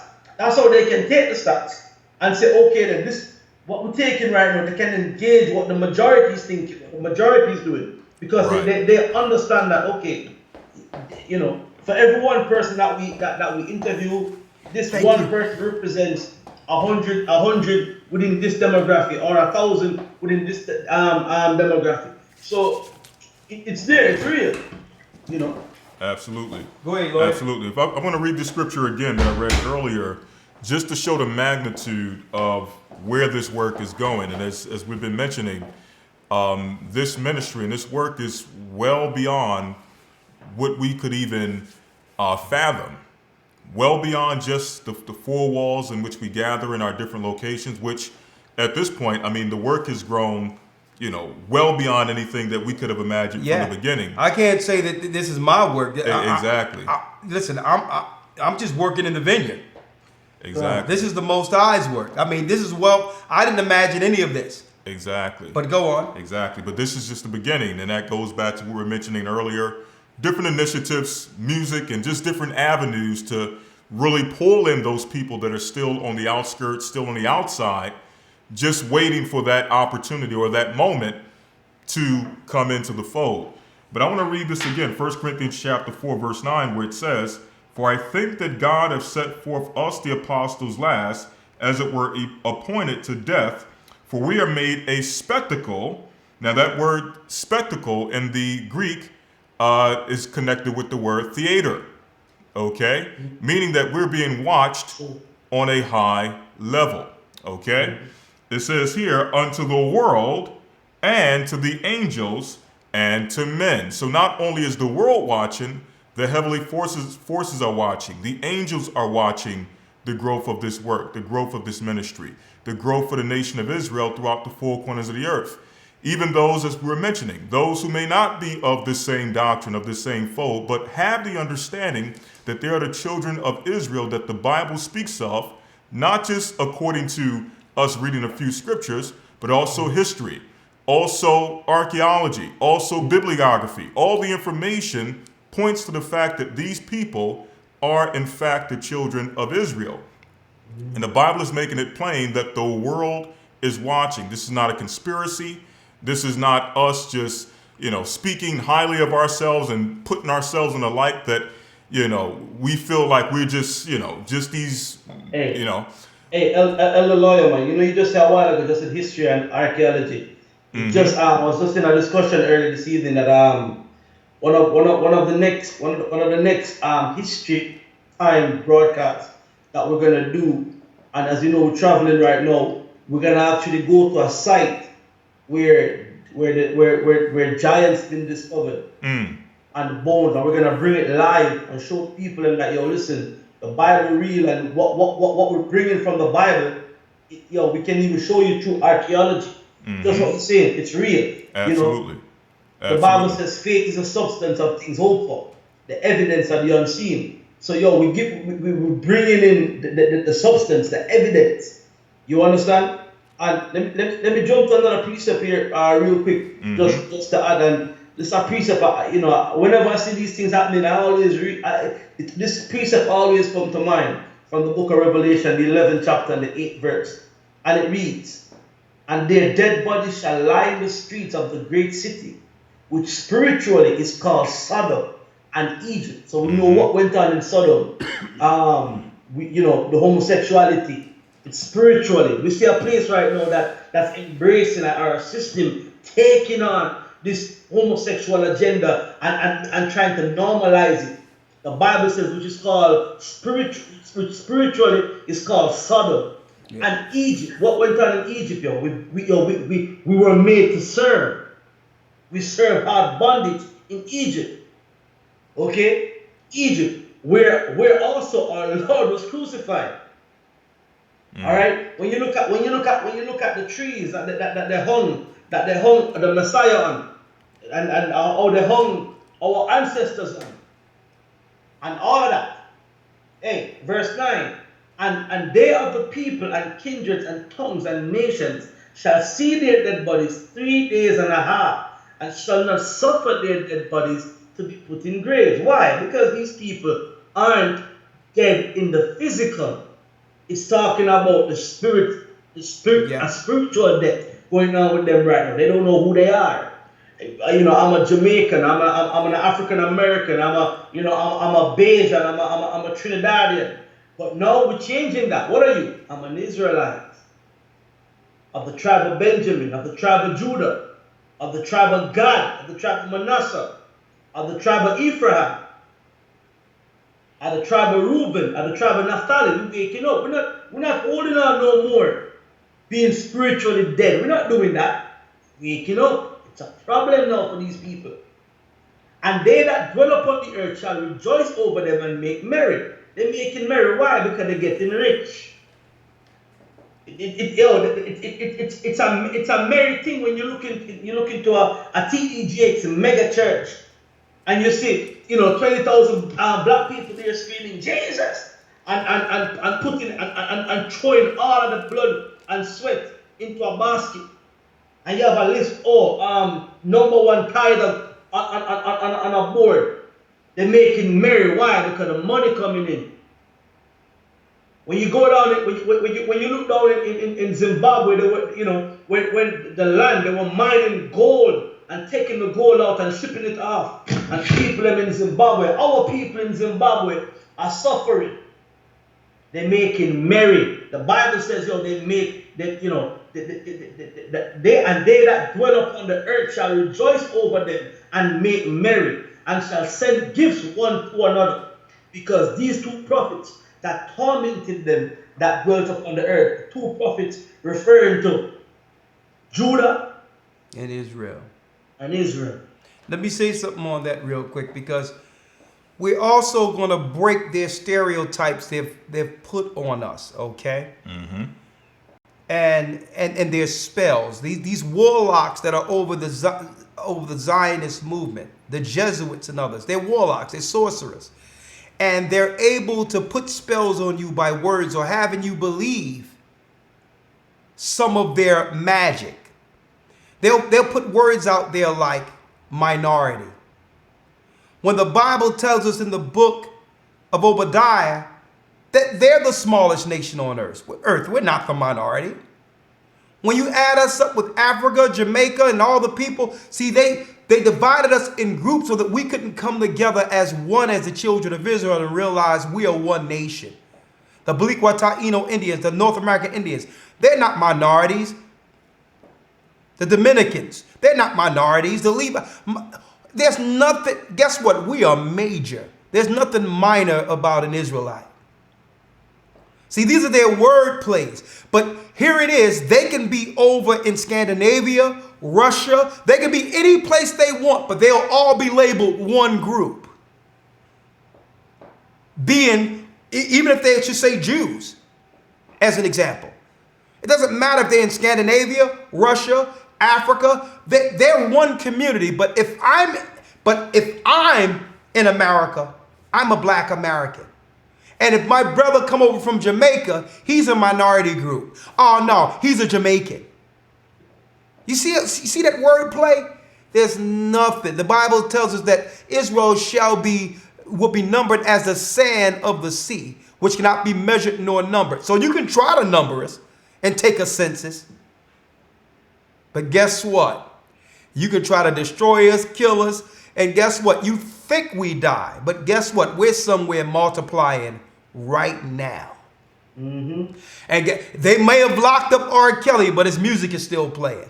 I'm going to tell you right now, folks, Israel is still multiplying. Okay? They're still multiplying, folks. And there's nothing minor about us. Okay? We're major. And if we weren't major, they wouldn't be in their little secret little consoles watching us. But what's the next phase in their plan? Now that they can't stop it. We're prophecy. You can't put this cat back in the bag. I mean, listen. You said it earlier, Gaja. The conscious community, even though they're anti-Bible and all that, dealing with all different ideologies, the meta-neta, and I can speak 90 different languages, and I'm New Wabic. They never had an impact on the numbers of the Christian church the numbers of the population of the Christian church. Even when the Nation of Islam came on the scene and they became a force to be reckoned with within our communities as some type of more so military guard in the place of what once was the Black Panthers.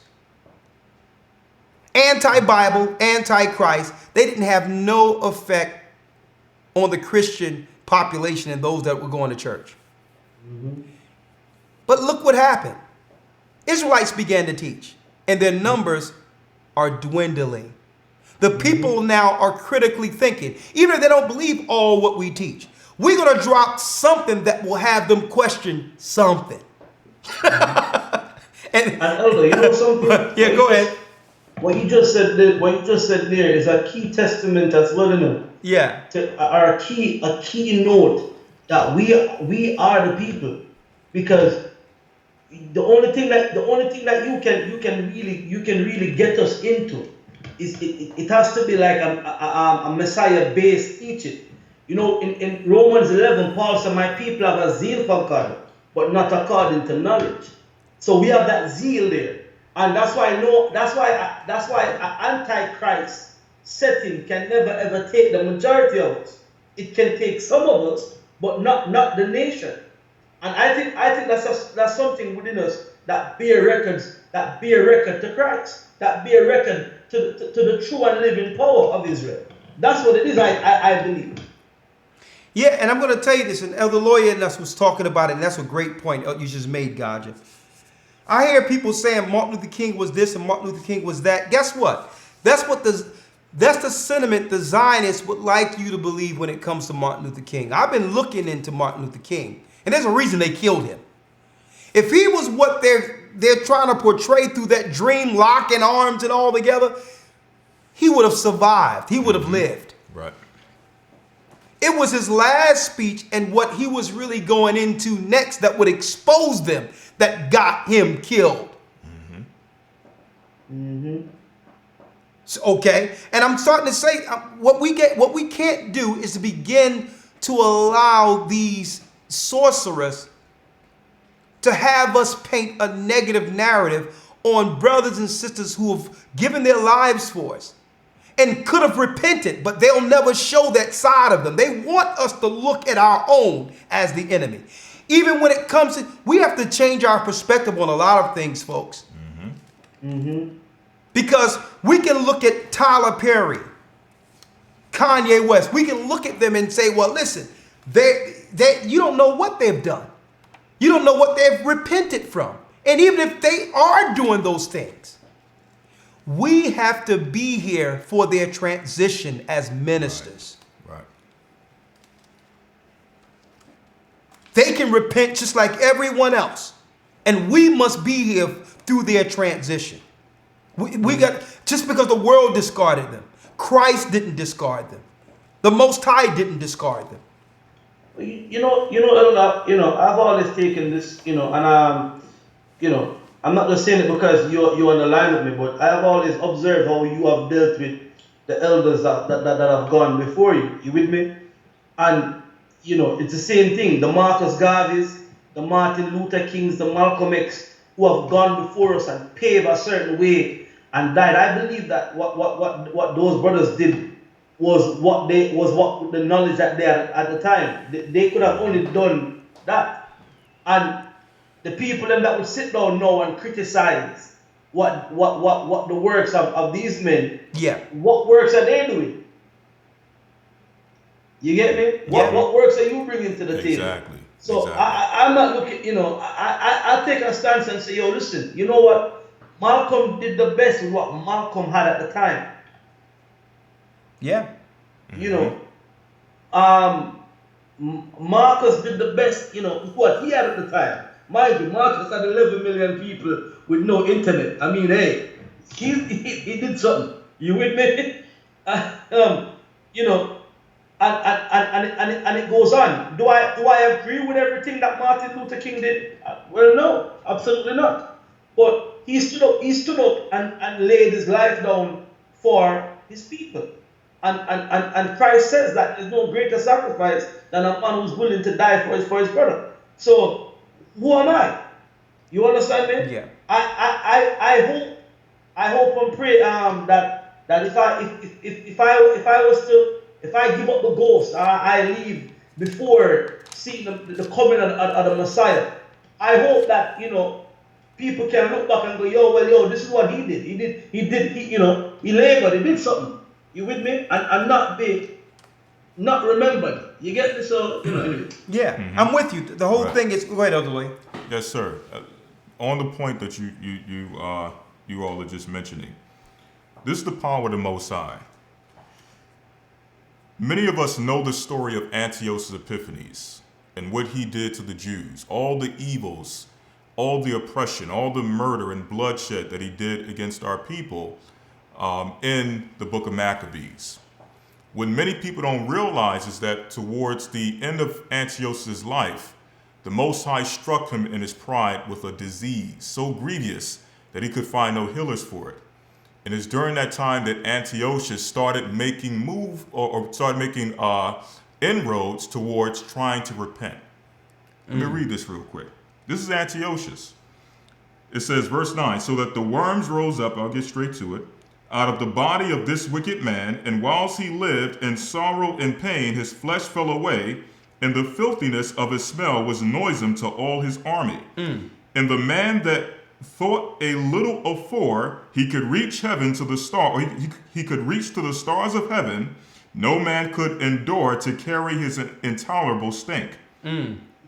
Here, therefore, being plagued, he began to leave off his great pride and to come to the knowledge of himself by the scourge of God, his pain increasing every moment.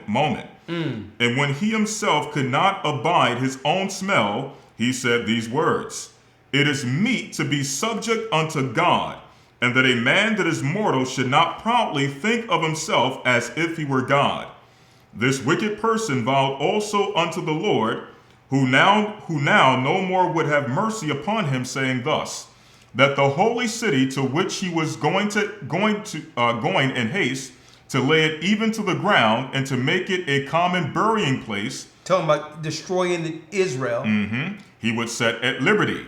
And as touching the Jews, whom he had judged not worthy so much as to be buried, the Israelites, but to be cast out with their children, to be devoured of the fowls and with wild beasts, he would make them all equals to the citizens of Athens. And the holy temple, which before he had spoiled, he would garnish with goodly gifts, and restore all the holy vessels, many more, and out of his own revenue defray the charges belonging to the sacrifice. Yea, and that also he would become a Jew himself, and go through all the world that was inhabited, and declare the power of God. So before he died, he began to declare the power of the true God of Israel. Exactly. And this is Antiochus. So if the Most High can do this with Antiochus, what is Oprah Winfrey, Tyler Perry? I'm just throwing out names. People that P. Diddy, a Jay-Z, a Beyonce. We look at these people as the epitome of evil. When a lot of these people, they're just the product, as we were mentioning before the show. They're the product of poverty, and having an opportunity to come up out of that poverty, took what they thought was the best. They took that route under sheer ignorance. Exactly. And see, but again, the controllers knew. Exactly. And they knew that how they would initiate it into this relationship would compromise them in the future when they've come of age to realize the depths of their actions. Exactly. So, you're gonna grow a conscience, Oprah. You're gonna grow a conscience. He'll let them know. Listen, we have the takes on all you've done. So some of these people are compromised and aren't willing to go through the shame. But some of them will. Some of them will repent. Or some of them will help in their own ways without you even knowing or understanding. I had no idea that out of nowhere a brother's who was held captive in Mexico, a brother of a sister in our church, would get bailed out by Tyler Perry. Okay. The whole thing is this, folks. Hey, see how the Most High worked that out? It's like they can do what they can, how they can. Exactly. And it's not up to us to judge and understand how the Most High is working on them or with them.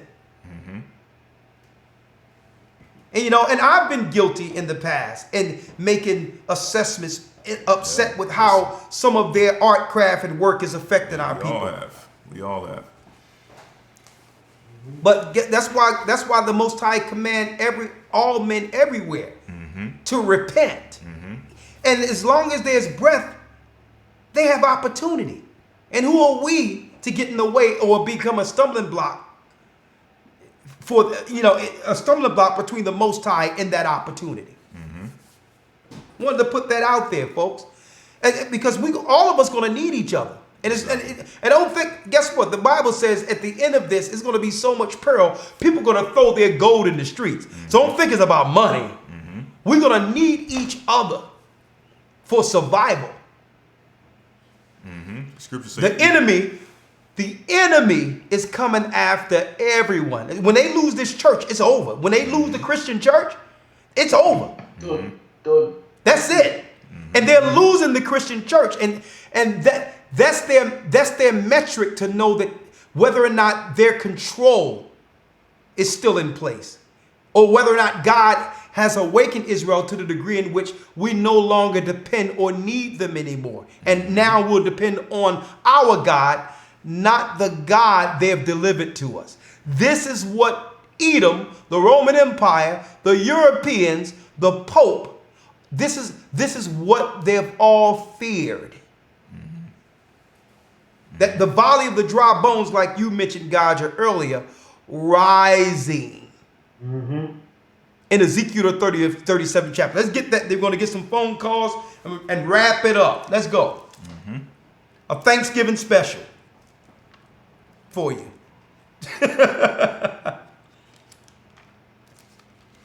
Ezekiel 37, when it says, when all the nations behold us, right? Let's go. Let's read it. This is Ezekiel chapter 37. When it goes down, great exceeding, right before that. Verse number 9.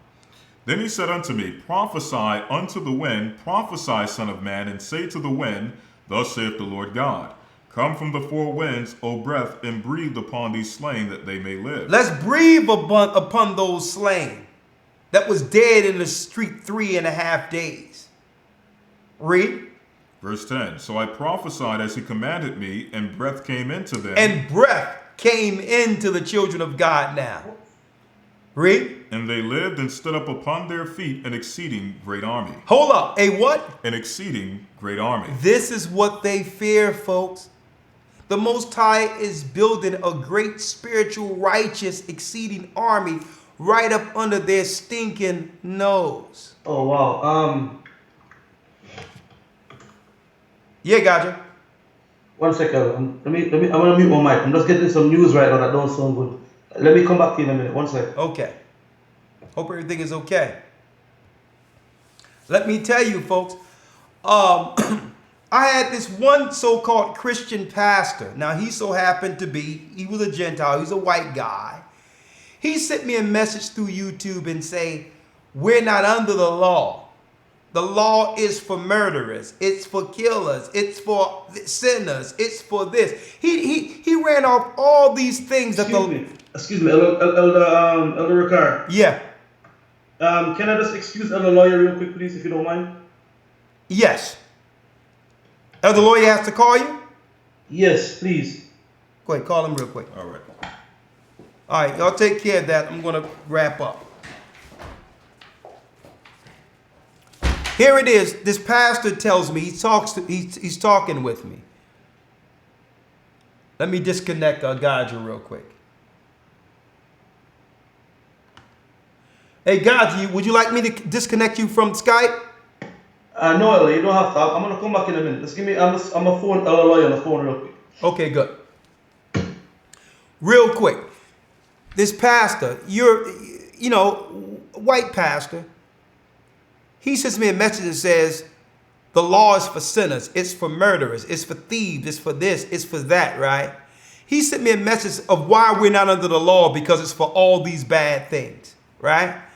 And I sent the message back, say, yeah, the law is for sinners and killers and murderers and all that. And the email I sent back to him is, isn't that infestation of sin affecting black people or poor people disproportionately in our communities? If the law is for them, why are you saying the law is done away with if it's for murderers and killers and all that? Right? If the law is for them, shouldn't we teach it to them then? Because we're murdering, we're killers, we're committing adultery, we're sinning. He said the law is for sinners. I'm like, exactly. So what are you talking about? And then you know what? He sent the message back and says, I never even looked at it that way. I'm like, well, okay. The law is for sinners. Our people are sinning, get arrested, locked up, we're getting killed, families are being separated. Yeah, the law is for us. So why don't you teach it in your church then? If the law is for sinners, why don't you teach it to us then? He responded back with, yeah, you should have seen his response, because he thought he was making sense, saying the law is for sinners, it's for murderers, it's for this, that, and the other. I'm like, yeah, sounds like the area I grew up in. I grew up in North Philadelphia. And I believe the law is for us. We need it.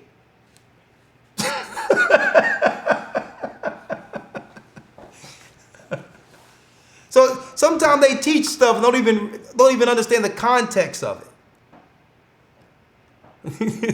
Don't even understand what they're actually in agreements with us. They disagree. Why? They disagree because they don't like the effect it's having on their congregation or in their churches. Everything's all right? I may have to break up. Hold on.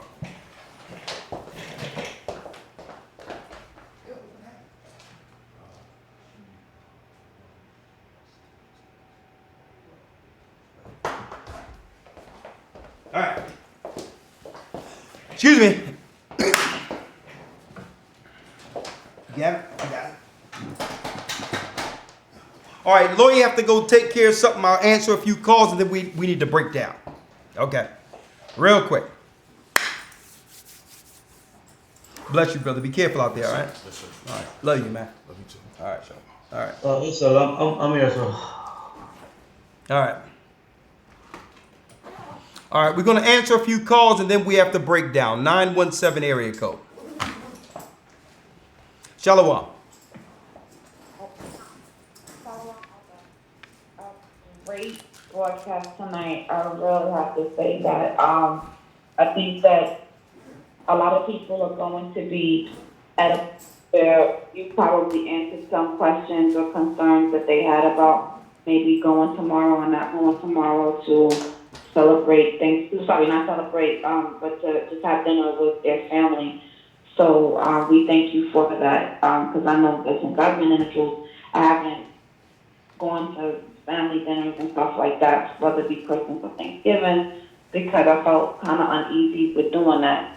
But being that for me just getting married and me and my husband were in the truth and we try to stay away from all of that stuff, you know, it's been kind of hard on my mom.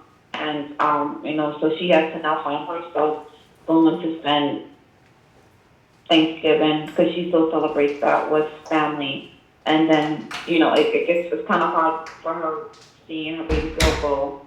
So I was kind of thinking, well, should I, or how, if I do it, how can I have it as a way to where I can be a light and that people can see that, you know, I'm still with the Most High, but, you know, it's still about family and I could only really see you guys maybe once or twice a year, but how can we do it to where I can have you guys come to dinner for like pizza program or something like that. So I definitely thank you for the word that you spoke earlier. Okay, just edifying, sister.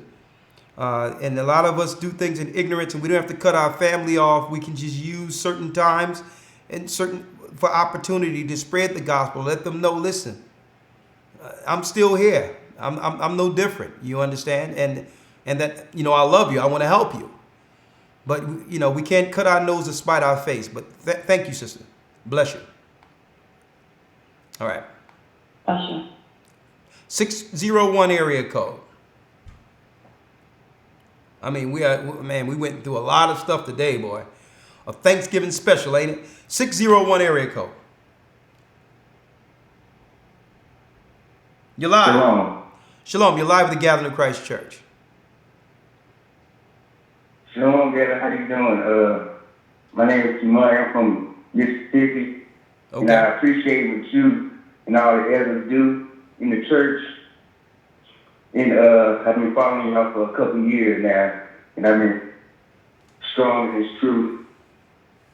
And I know I feel real bad about not gathering with my family during these holidays, these pagan evil holidays. And this whole week, I'm out of school now, and this whole week I've been back and forth with my mind to see if I was going to see my family during the holidays or not. Even though I know the 2 holy days in Leviticus 23 are the actual holy days we should follow as people, as the children of Israel. Well, let me ask you this. Let me ask you this. Have you been listening throughout the whole broadcast, or have you just come in the last hour or so? I've been listening throughout the whole broadcast. Okay, because the broadcast really dealt with the whole scope of what you're dealing with, and it's the same thing I've gone through in transition and understanding I was Israel and all that growing up. So through this, and understand the ups, downs, the trials with family. We've discussed this on numerous lessons. So I would just say, you know, call your mother, call your family, and let them know you love them. And in spite of the differences when it comes to holy days and all that, your love is unchanging. Just remind your mother of that. Remind your family of that. And who knows, if they say come over, or you got to participate in the food ritual and the prayer and all that, it's not against the law to exercise some liberty as an occasion to save your family, because this is what the devil is going to use to say that you joined a cult, you're cultish, this, that, and the other. And this is how they're going to turn the family against you, and no one who will stand with you in that day, because they've already demonized Israelites. You understand? And now your family is in agreement with that demonization. So you got to walk with some level of wisdom in this, is all I'm saying. All right? Yes, sir. But don't participate in any paganism whatsoever. Oh, all right? All right, shalom. All right. All right. One more call, 340 area code.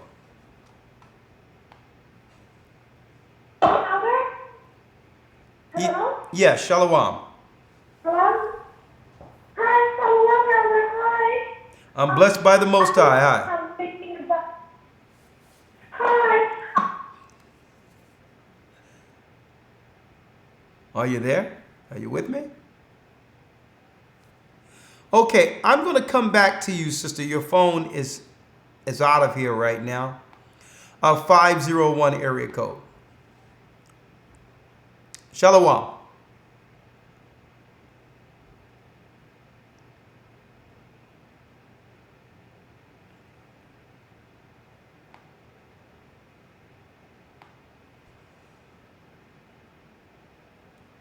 Are you there? Okay, I guess there's no one there.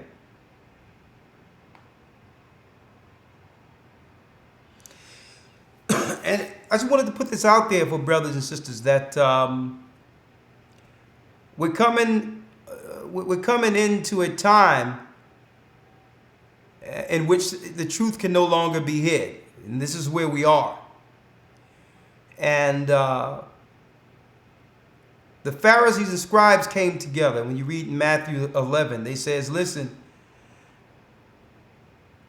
you know, what will we do about this man? Speaking of Christ.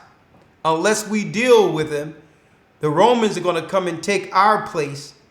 I think it's John 11. Our place and our position, because these pastoral positions by Christians and others, as Christian pastors, are set up as modern day Sanhedrins that answer directly to Caesar. That's just the reality of it. Okay? That's just the reality of it. So it's time for us to stay prayed up, make sure we're mindful of our actions, don't fall into various temptations, and just stay strong through this battle. Why? We're going to need each other. And I'm going to say this. During this time is when the whole earth shuts down and everyone is reflecting on family or whatever the case is. You can still take some solace within yourself, even if you don't deal with all that, and deal with some of the silence or the space this gives you. Okay, because they shut everything down during this time. To actually think upon your purpose in this work. What you can do to contribute or to gather with the body to help finish and to help our brothers and sisters who may still be under the programming within pagan theology. Okay? I think here's her phone right here. One moment. I'm going to try to bring her in before I have to go, really. Hello? You there? Okay, I guess she's not there anymore. Let's see. Ah, that's what happened.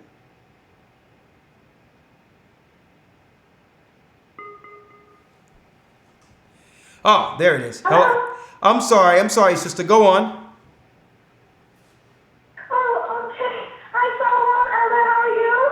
I'm doing okay. I was thinking about the surveys and that you were talking about, and those people who don't believe or they're firmly in disbelief. But I was thinking about time and chance for every man, so like eventually they would come around. Because even like mom was talking to somebody that was her friend about the feast days, and she was completely against it like a year ago, and now she's starting to okay, I know they're Christmas Day again and stuff like that. She's like coming around. So I'm thinking that even those people on the survey that said that they don't agree, that eventually they'll come. A lot of them will come around. And then also the survey is also telling. I don't think the survey it's telling us the real numbers. Like we might as well double the numbers that they're telling us. They're kind of hiding. Probably. Exactly how many people they know are actually waking up.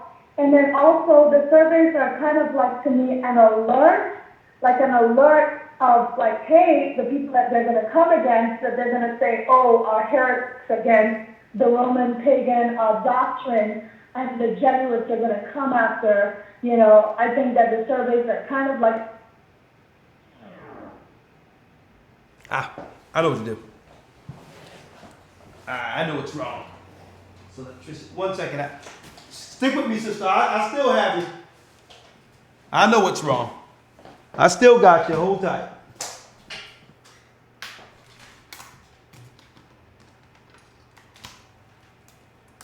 Are you there? Yeah, come on. Go ahead. I have you. Come on. Did you hear me or no? I did hear you. I just missed the last tail end of what you were saying. The last tail end was on the surveys that that they're like not telling the real numbers of what the surveys actually are saying, that many people, more than what they're saying, are actually waking up. Yeah. And also the surveys also might be like alerting us that, hey, there are people out there that are against the Roman tradition, and like the Jesuits said, in like when we were talking about, they'll come after anybody that they deem heretic. So they're getting ready to deem those people out there who are waking up as heretics, in time soon.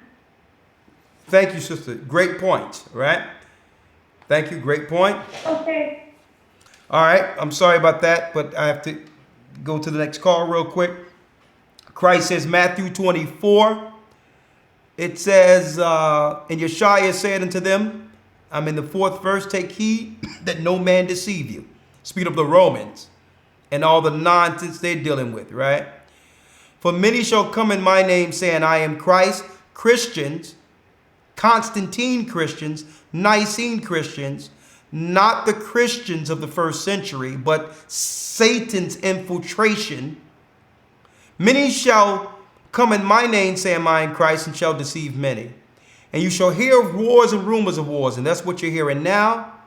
See that ye be not troubled, for all things must come to pass, but the end is not yet. For nation shall rise against nation, and kingdom against kingdom, and there shall be famines and pestilences, and earthquakes in diverse places. Here's the key point. After they demonize you, then they shall deliver you up to be afflicted, and shall kill you, and you shall be hated of all nations for my name's sake. Now here's a question. Are Christians in reality hated for Christ's name's sake? Or are Israelites hated for Christ's name's sake? Really think about that.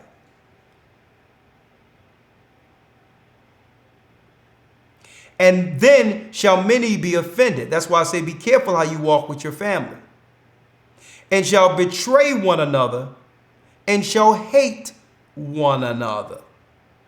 So brothers and sisters, in this work, understand this is serious here. Be wise as serpents, harmless as doves. Okay? This is a marathon. The race is not to the swift. You need to make it. Okay? You need to endure unto the end to receive the end of your prize. And let's not have us operating out of the Spirit going forward. When it comes to interacting with Christians or interacting with an Israelite, interacting with our family, understand, okay? Understand the world we live in and the fact that we're walking and operating in the valley of the shadow of death. And you're one of the very few with your eyes wide open. You're one of the very few. That means forces are waiting to see exactly what individual can see. And they're going to start targeting people like Israelites who awaken people up and deem them enemies. And through it, soon we'll be fulfilling these particular prophecies here in Matthew 24. Okay? And brothers and sisters, prepare spiritually, get your vessels right, get your soul right, your heart right, your mind right. They're preparing another Thanksgiving. And you're going to understand at the end of this, like we've been telling you, we are really all we got. I'm speaking of those who believe in Christ. Okay? They're preparing another Thanksgiving. Okay? And we have to do some level of preparation. Okay? When it comes to setting up ministries and alternative living arrangements. Okay? And I can say that, you know, I'm going to just leave that there. Okay? But anyway, I apologize. I'm digressing into the night. Elder Lawya just received some news, and you know that's having an effect on things right now. And I have to go support the brother. And there's a family scenario going on. Then I have to get off this so we can support the brother and find out what's going on. Certain scenario has happened. So I'm going to say I hope you all enjoyed the program and thank you for gathering with us this evening. I mean, we stayed up constantly around 1300 this evening. I thank you for your support, and I'm sure you all will continue to support with or without YouTube. With that, I'm going to say shalom. A lot of good information have come out tonight, and I thank the Most High for the opportunity. I know I spend hours with you all when I can, but I try to spend as much time as I can knowing they're cutting off access soon. Okay, so just we all just appreciate this. Let's appreciate this time. It's precious. With that, I'm gonna say shalom. I love you. Stay prayed up. One call. I'm sorry. He been waiting. I gotta pick up the phone for him. All right, 501 area. 501 area code.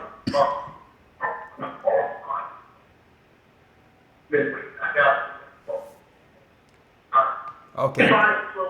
Can't do it. I tried. Stay prayed up. Sin not. We will soon see Zion.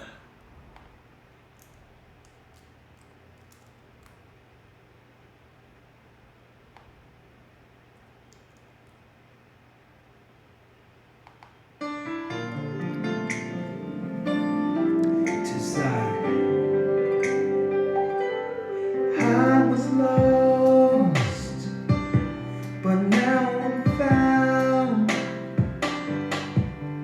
I'm a child of Israel. I heard the sound. Shalom.